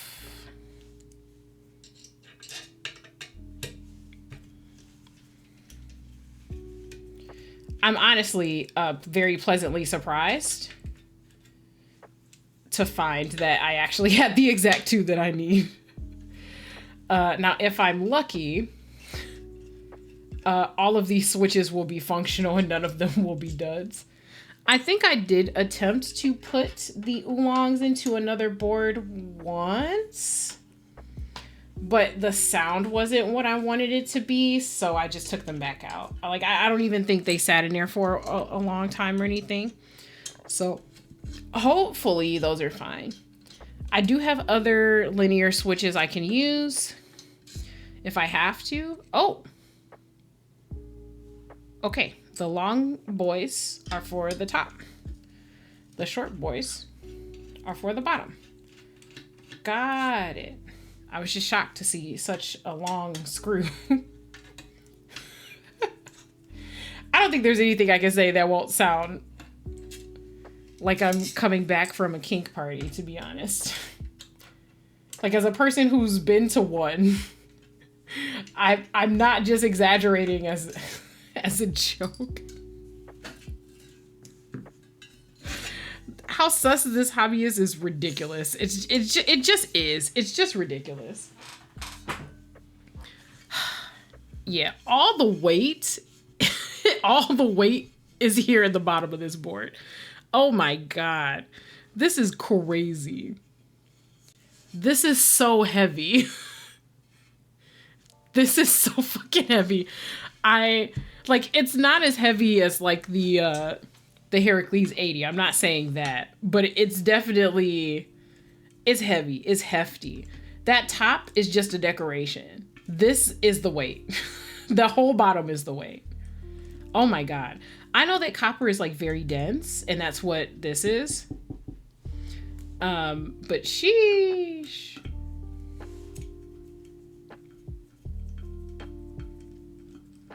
Okay. Whew. I feel like somehow I'm getting a workout, even though all I'm doing is unscrewing screws.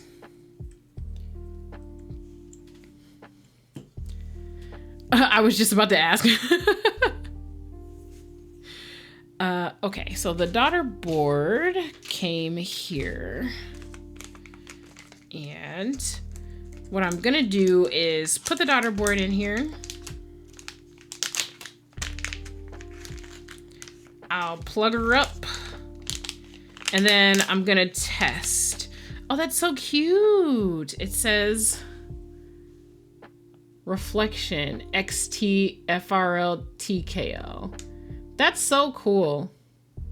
I just like the reflection of the light on the gold is actually really nice. So the XT is referring to the macro column over here. The FRL is the FRO list, so there's no FRO, and then TKL is basically just indicating the navigation, honestly. Okay.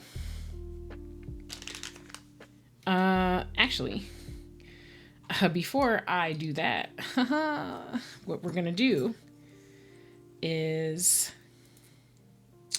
how do I want to do this? Like that? Yeah, probably like that. If I can figure out which end actually goes into the Is it this way?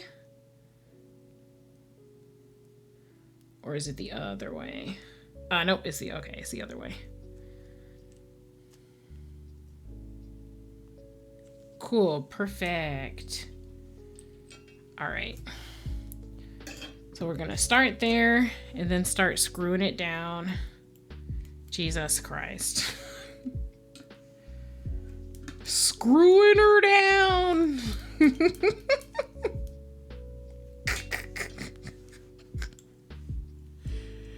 As a brat, the top is just a decoration is the most real funniest thing you have ever said. Well, I'm glad to provide entertainment. That's what streamers are supposed to do, I suppose.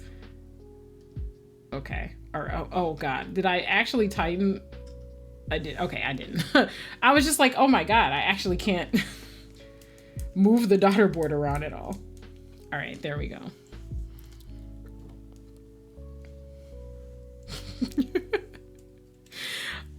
Listen, the top is just a decoration is a regular sentence. It actually is just, I promise. It's just the hobby makes it seem so much worse. I feel like in any other situation, you could talk about like the top layer of something being decoration. It will be fine. It will be fine. Okay. Now, if I recall correctly, there's like a... Oh, shoot. Where... I'm trying to remember where. There's like something... There's like a mechanism where you actually just push it in. I just can't remember where it is because I'm dumb.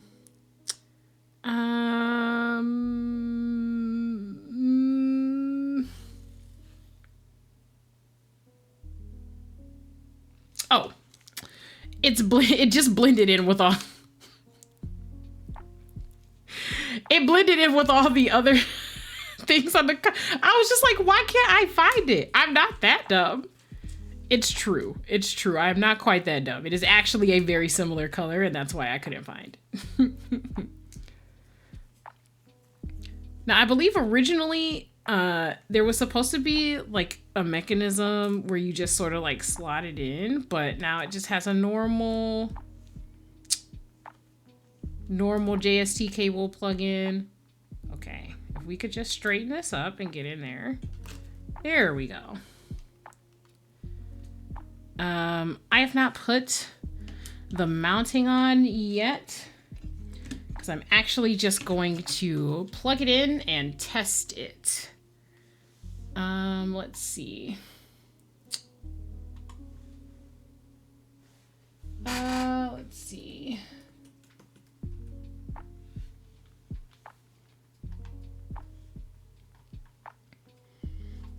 So let's stretch our cable, plug it in, and see what happens. Okay, some of the keys are registering. These are all the F-row keys. Okay. They've got them going, okay, in this like weird-ish order. Okay.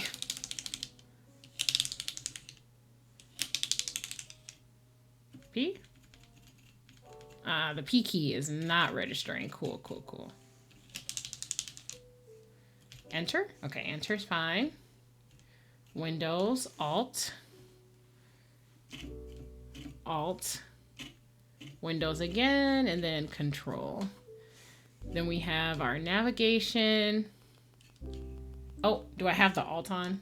I sure do. Okay, here we go. All of these work. All of these work. So the only one that's not working is actually this key. Let's see. I bet it's probably just a bit pin.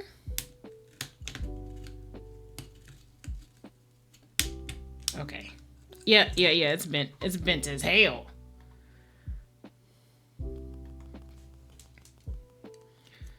All right, so hopefully we can do this again.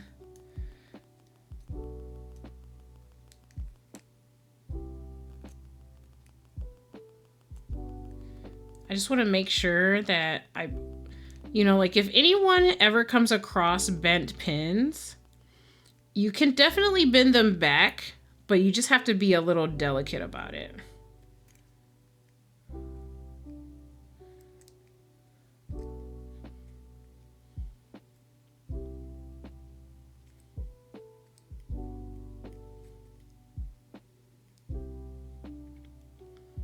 Okay. This one has like a weird bend at the tip,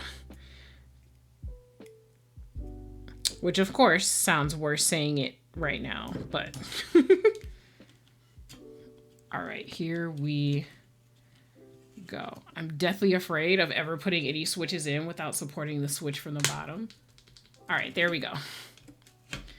Cool, cool, cool. Looks like everything is working. Oh, spacebar. Yes, spacebar is working. The only one... Okay. The issue is this is mapped as escape. I always remap my escape as the tilde and the grav. Because I just never use escape regularly. So I'd rather have it on like a function key or something. Okay. So from here...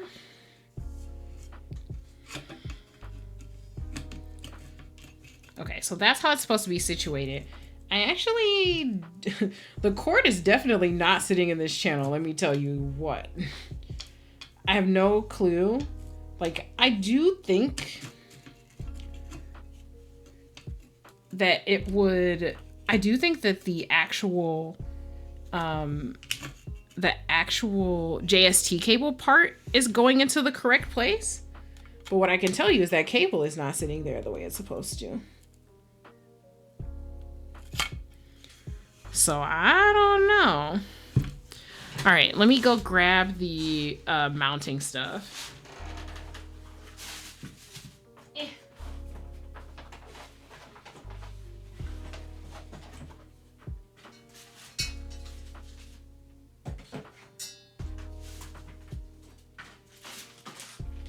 Oh, if I can find it.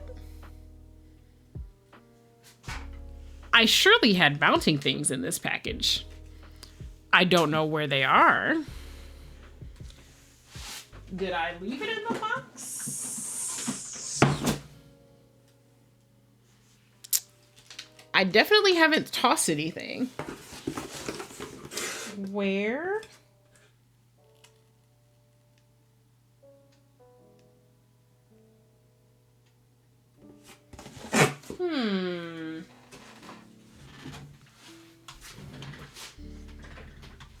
Did they forget to send me the mounting gear? Maybe? That's kind of crazy. Let me actually double check.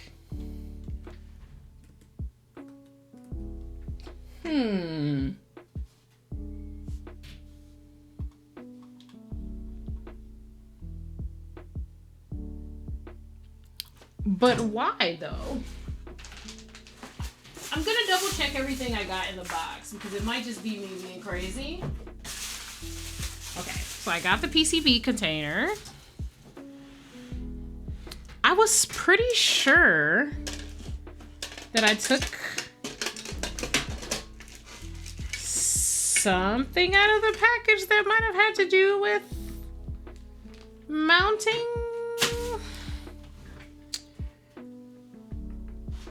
I don't see anything though, so that's kind of like weird.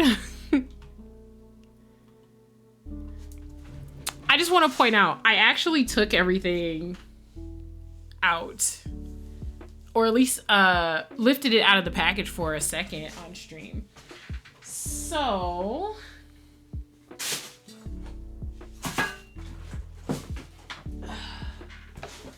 let's check and make sure. There is nothing in the case, which is not great. I actually have this from the daughter board. I don't actually, maybe they didn't send me the mounting stuff. I mean, that's not a big deal. They can actually ship it out to me, but My preference would be to finish the builds though. One moment while I double check. I am straight up what I'm actually gonna do is just like see whether or not I can backtrack to like the beginning of the stream.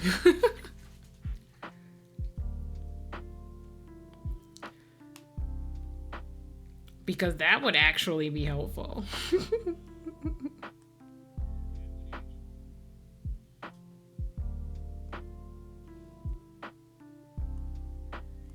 Oh, nope, I sure can't. So we're stuck. We are stuck here. Cool, cool, cool. Okay.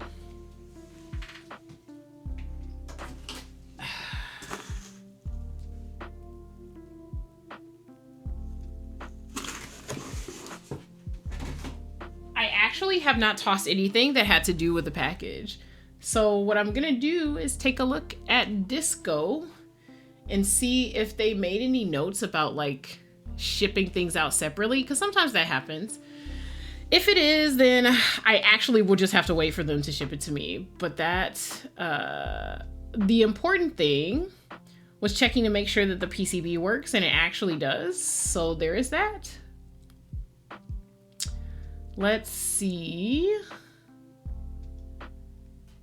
Han boards, where are they? Let's see, general, GB time. I'm looking through their stuff. I know they made an announcement when they shipped out everyone's reflections, but I didn't see anything that indicated. Let's see.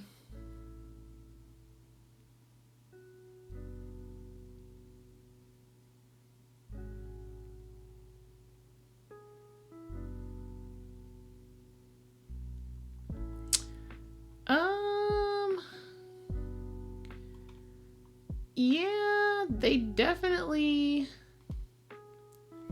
haven't said anything about leaving anything out, which is unfortunate. I'm gonna look through my things just one more time to make sure I didn't like misplace some stuff. I doubt it. I very severely doubt it. I actually didn't do much with what I took out other than sit it by my desk so that I could grab it later. But I will do a once over just to see. And if not, then I might have to just end stream here and maybe resume when they send me more stuff. Okay. Okay, so we've got the container they sent the PCB in. There's nothing else in there. These are the stupid fucking clip-in stamps. We've got this very lovely heavy-duty cloth.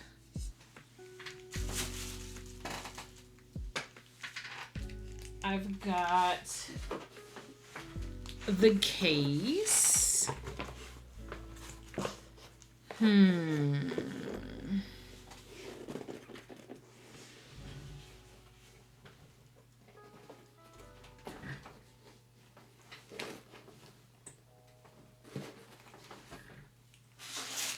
I actually don't see anything. I'm gonna check my drawer. Maybe I like tossed it in here by accident, but I doubt it. I actually doubt it. Not impossible, but doubt.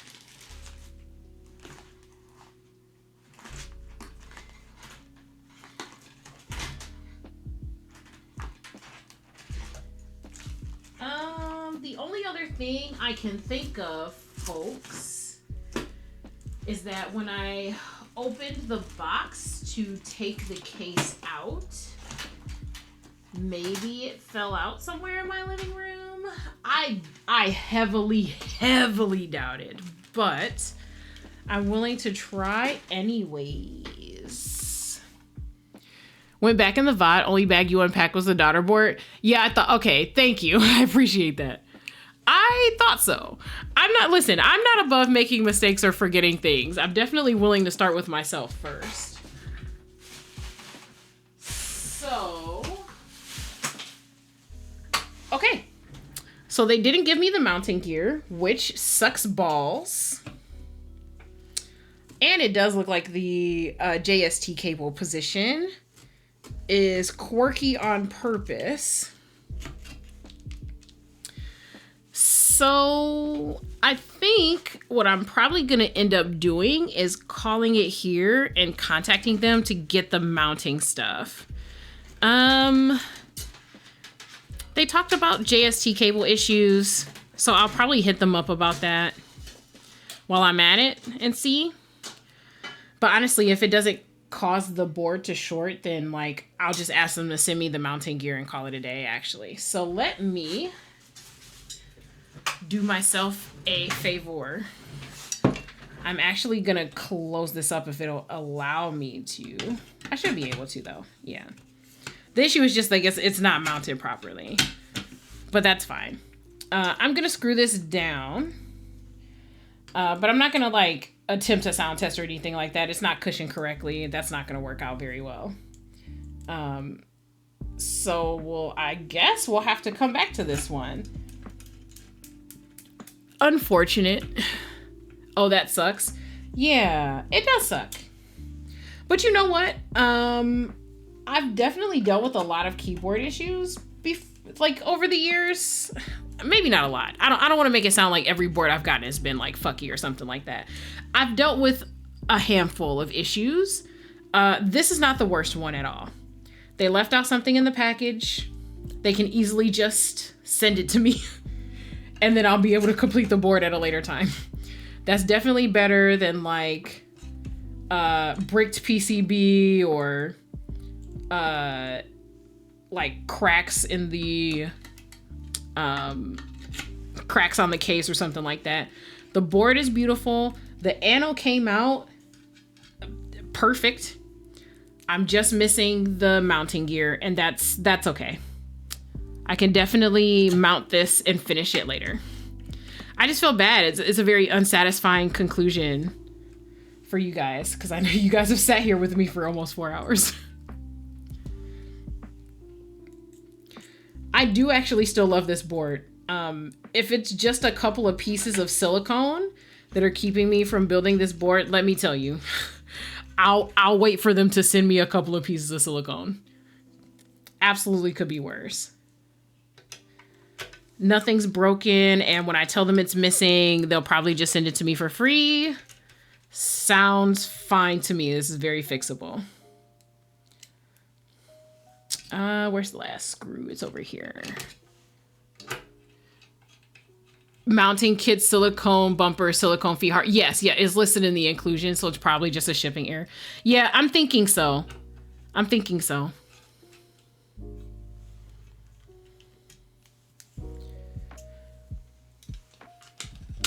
Yep, I was gonna go to the webpage and check after stream, but yeah, I'm pretty sure it's just those things. So, and to be honest, they said that they've been keeping their eye on stuff that's happening already. So, I wouldn't be surprised if I send them a ticket and they're just like, yeah, we're sending second, like packages out to everybody or something like that. But yeah, like I said, I'm not that worried. I will include that list when I make the inquiry. So, I don't want to put keycaps or anything on. I mean, I guess technically I could, just to show you guys like the design I was going for with the board. It's up to you guys though. I don't know if any of you have seen SA Espresso or what it looks like or anything. I do have it screwed in though. So like, it's up to you. How do you guys feel about it? Do you guys want to at least see like the general idea of the finished product? Because I mean, unscrewing it and putting like an O-ring on or some gaskets is like not a big deal. The Notion page is a bit more detailed in the type of mounting kits and feet. Okay, I'll definitely head over to the Notion page. I've got it bookmarked somewhere.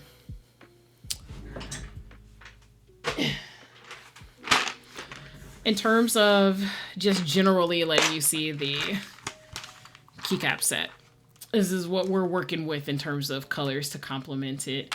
This is actually a dark brown. This is actually a very close brown to this. It's a little warmer. But it's very close. I'm a little shocked at how close it is, to be honest. I'm gonna lift this up for some zoom action so you guys can actually see like the colors next to each other. Kind of nuts. Even with the light on it, still kind of close in hue. Woo.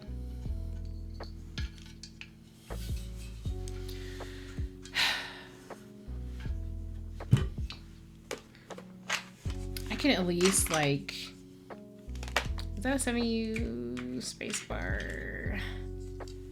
I think it is. I'll throw on like,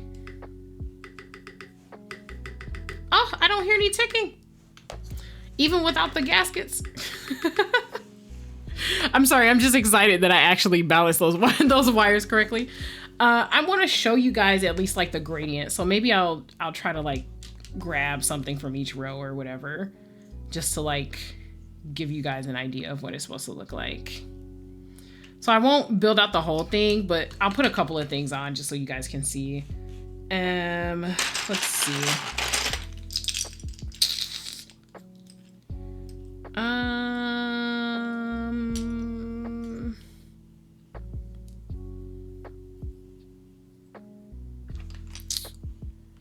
Cool. We got like a couple of things going. Let's see.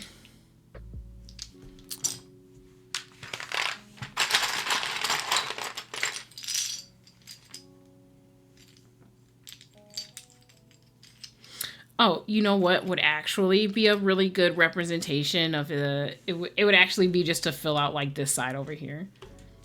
I'm not gonna lie, there is a part of me that's like, you could fill out the whole thing. I don't know.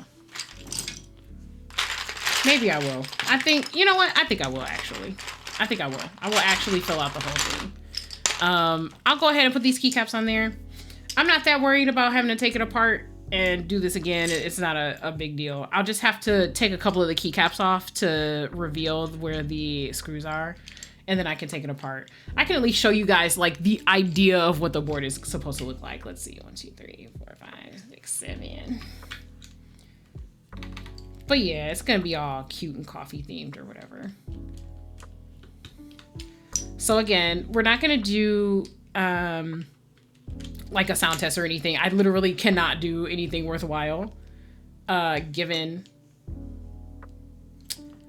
how things are looking right now, because it's literally just like not mounted correctly. So it's not gonna work, but I can still give you like the visual, right? The visual of it. Is that how it is? Yeah, I think so. Okay. We've got some F keys here. I got a couple of accents I gotta figure out what to do with. I don't know. Let's see.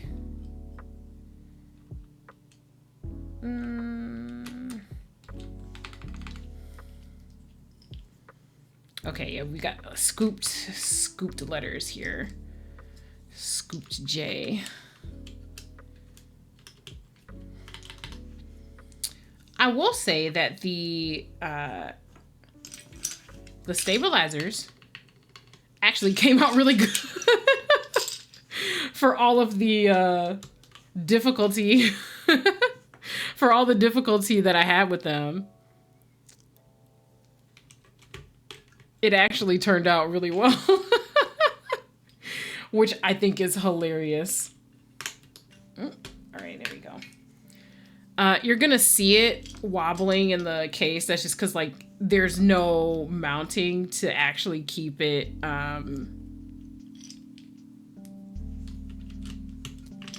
tight against the case. So just ignore that for now.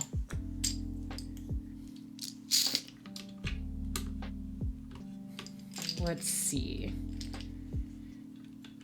And I usually take a photo of the builds after I'm done, but since this build technically isn't finished, this will basically be like an exclusive first look for you guys of what it'll look like when it's done. There's kind of no point really, right? And oh shoot, I definitely put that X in the wrong place. 1 over, sorry. There's kind of no point in taking and posting a whole picture when it's not done. So you guys got the exclusive, I suppose. I gotta figure out how I'm gonna do that Sangan row, like what I'm gonna put there.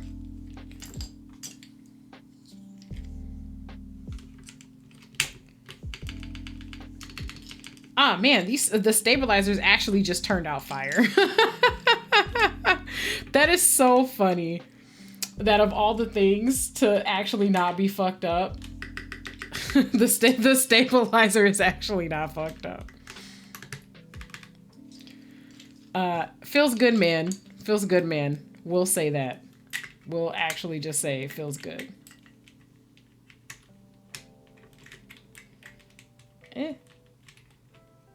Get on there. We got a super... I can already tell just looking at this, like what I've got so far, that this is fire. This is a fire combination. I was correct to pair these together. And this is actually just fucking dope. The silver linings, yes, absolutely the silver linings. The silver linings.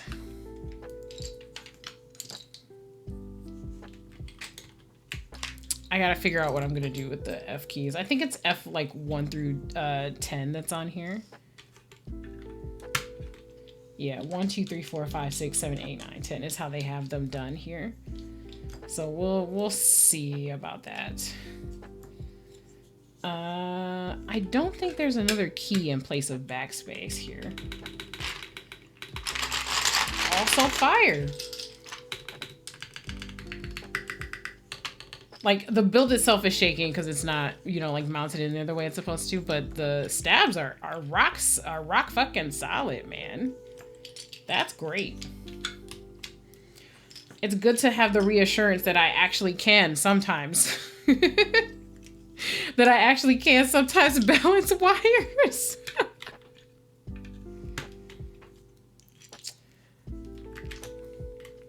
It's looking very caramel. That's what I'll say. It's looking very caramel right now. And that's not a bad thing. I was having feelings about, because originally I had this set on my Mr. Suit, I think. And I eventually moved it off because it just didn't feel like it really fit. Like it didn't feel like it was at home there. But this looks awesome. I already know that this is exactly where I need everything to be. Page up. Escape. Actually, I might put something else in place of Escape, to be honest. Let's see. That the macros on the side are pretty much the only thing I'm gonna have to figure out.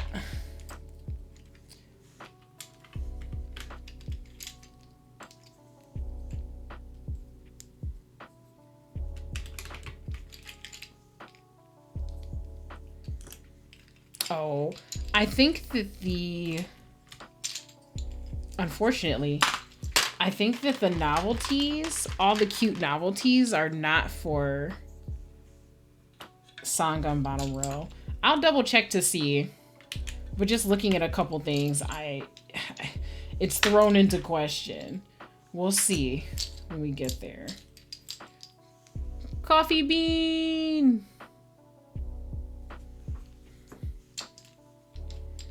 Okay. We've got right.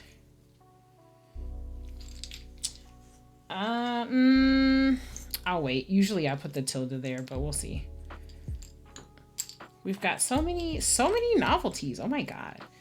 Home. Oops, there we go. We've got delete. I have not come across insert. Oh, speak of the devil. There we go.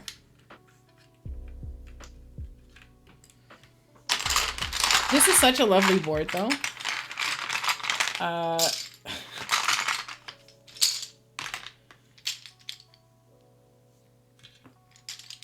Choura is definitely living up to her name based on all of the packaging, the packaging issues.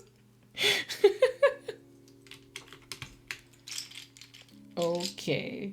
L. We don't need that bank space. We already have scooped F and J. Let's see. Oh my gosh, so many novelties. So many. So many is somehow still not enough. 4.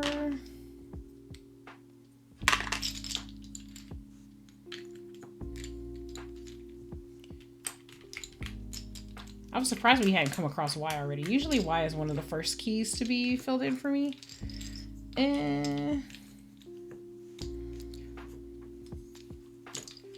Sheesh. All right, tab. Usually not one of the last to be filled in either. And left. Cool, cool, cool, cool, cool.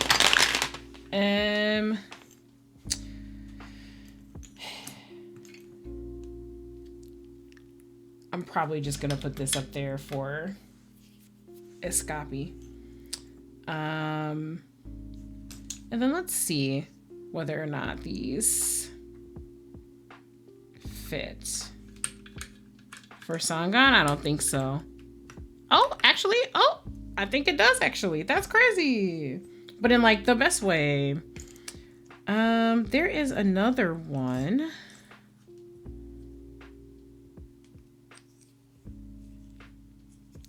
Are these uniform? Yeah, I think these are actually uniform. So I can actually take this off. Don't do this at home. You don't want to take keycaps off this way. Actually, you know what? I will lead by example this time and not just be awful. Cute. Yeah, I actually think the colors go really well.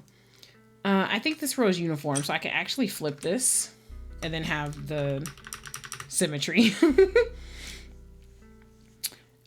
Okay.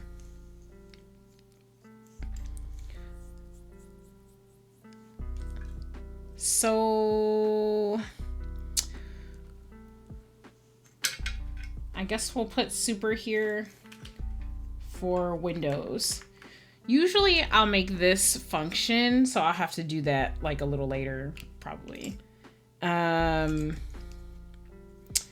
don't know if I have something from this row that would work novelty-wise. Maybe I do. Oh, there's this. Is there another one that's that same row? There absolutely isn't. Great. So I guess there will be like...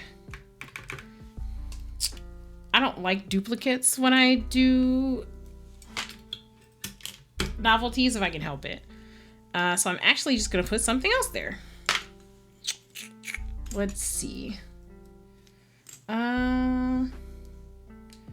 I will put this cup of coffee there. There we go. Perfect. And then I don't even know if there's gonna be anything like fancy for alt.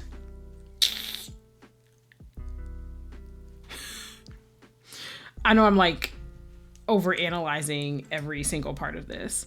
This is really long. What is this supposed to be? Is this supposed to be like caps? Oh, it's looking like caps, probably. Okay. I'm definitely not using it for that.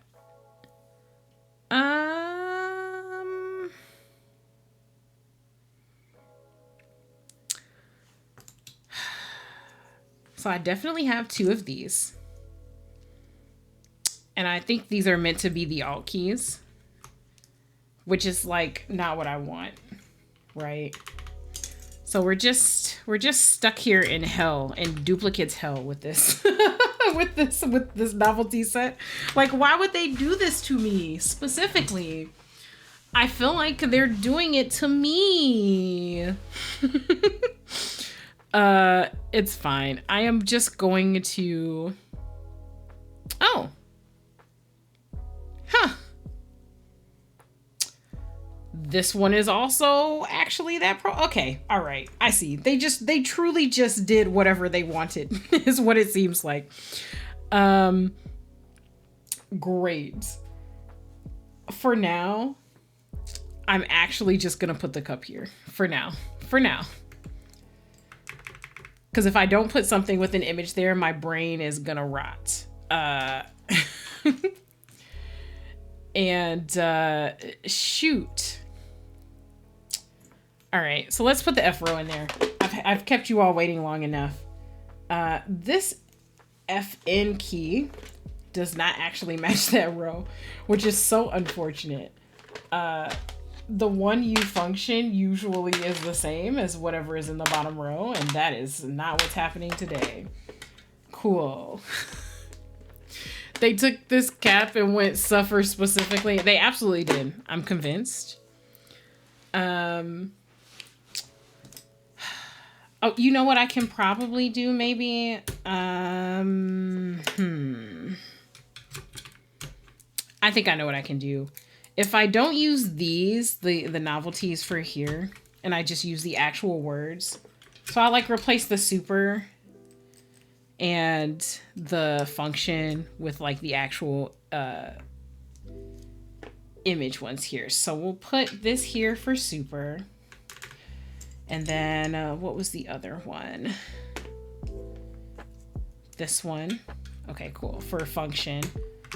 And then we've got a dose and tamp here.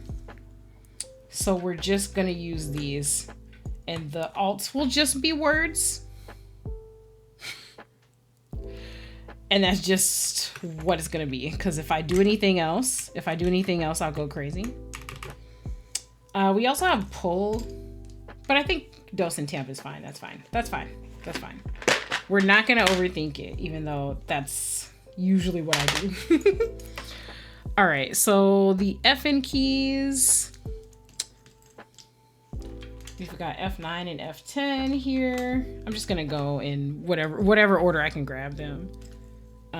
2, 3, 4. Oops. I've got 8 here. So I think these 4 are all going to be that dark color. Yeah, 5 and 6. F1's got to be somewhere around here. I just don't actually know off the top of my head. Ah, there we go. Never mind. I do know. And then that's F7. Cool. So this is the board completed, at least visually, for you guys. Hopefully that brings you at least a little bit of satisfaction since we weren't able to finish the builds. I definitely dropped the keycap, but I will grab it later. So this is Choura, which is a very pretty name, by the way. I really, really love that suggestion. This is a really rich color palette, and I actually love it a lot. So when I'm able to put this together, I absolutely will. Probably, I don't know, we'll make it maybe like a stream where we're looking at different ICs, so like interest checks. And I'll just, on the side, take this apart, put the gaskets in, put the feet on, and call it a day. The caps are very cute. I think they were meant for this board. I got them because I really like coffee, and I also really like the color palette of it. But this is just gorgeous. This engraving, just to focus on it again, actually gorgeous. And then just one more for the road. Actually, whoops. I had it right the first time. The engraving here that has the name of the board on it, Reflection. Actually just lovely. This is just a lovely board. Very well thought out. Also, it's hefty as well. As soon as I'm able to put this together, I know I will love this board. Despite all of the difficulty, the actual craftsmanship of it is beautiful. Nothing is rattling. Actual success there. So no full sound test until I get everything fully put together. But this is pretty much it for now. So hopefully you guys enjoyed at least seeing the process of most of it being put together. Those of you who have been in my streams before, you've seen me put gaskets on. You know what it is. It's just, it's gaskets, right? You slot them in, everything lines up, you get a nice bouncy bounce. So most of it has been completed. Okay, it is super duper late. So I'm gonna close out stream, and whenever I am able to get the parts and I'm able to put everything together, I will let you guys know. The JST cable doesn't actually align with the groove in the bottom of the board. But I don't think that's gonna stop the board from functioning. So I'm gonna send them a message about that along with everything else, and we'll just see what happens. Thank you for the stream clap. Yeah.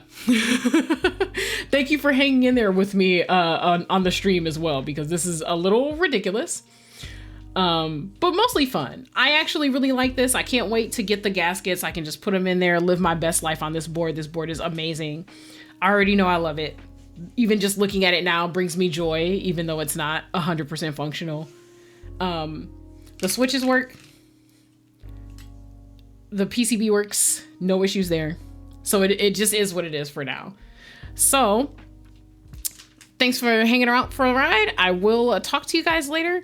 I'm gonna try to, this is gonna sound ridiculous, but next week I think I'm gonna stream playing through the Ace Attorney trilogy. Adventures in Stab content is sus words. Thanks for the stream. Yeah, thanks for your companionship. I appreciate it. I hope you loved this premium Stab content. Please remember that you are important and to take care of yourself. And I hope for those of you for whom it is night that you get enough rest. Good morning to those of you who are in different time zones, and good afternoon to those who are even further out still. And I'll see you guys a bit later. Bye-bye.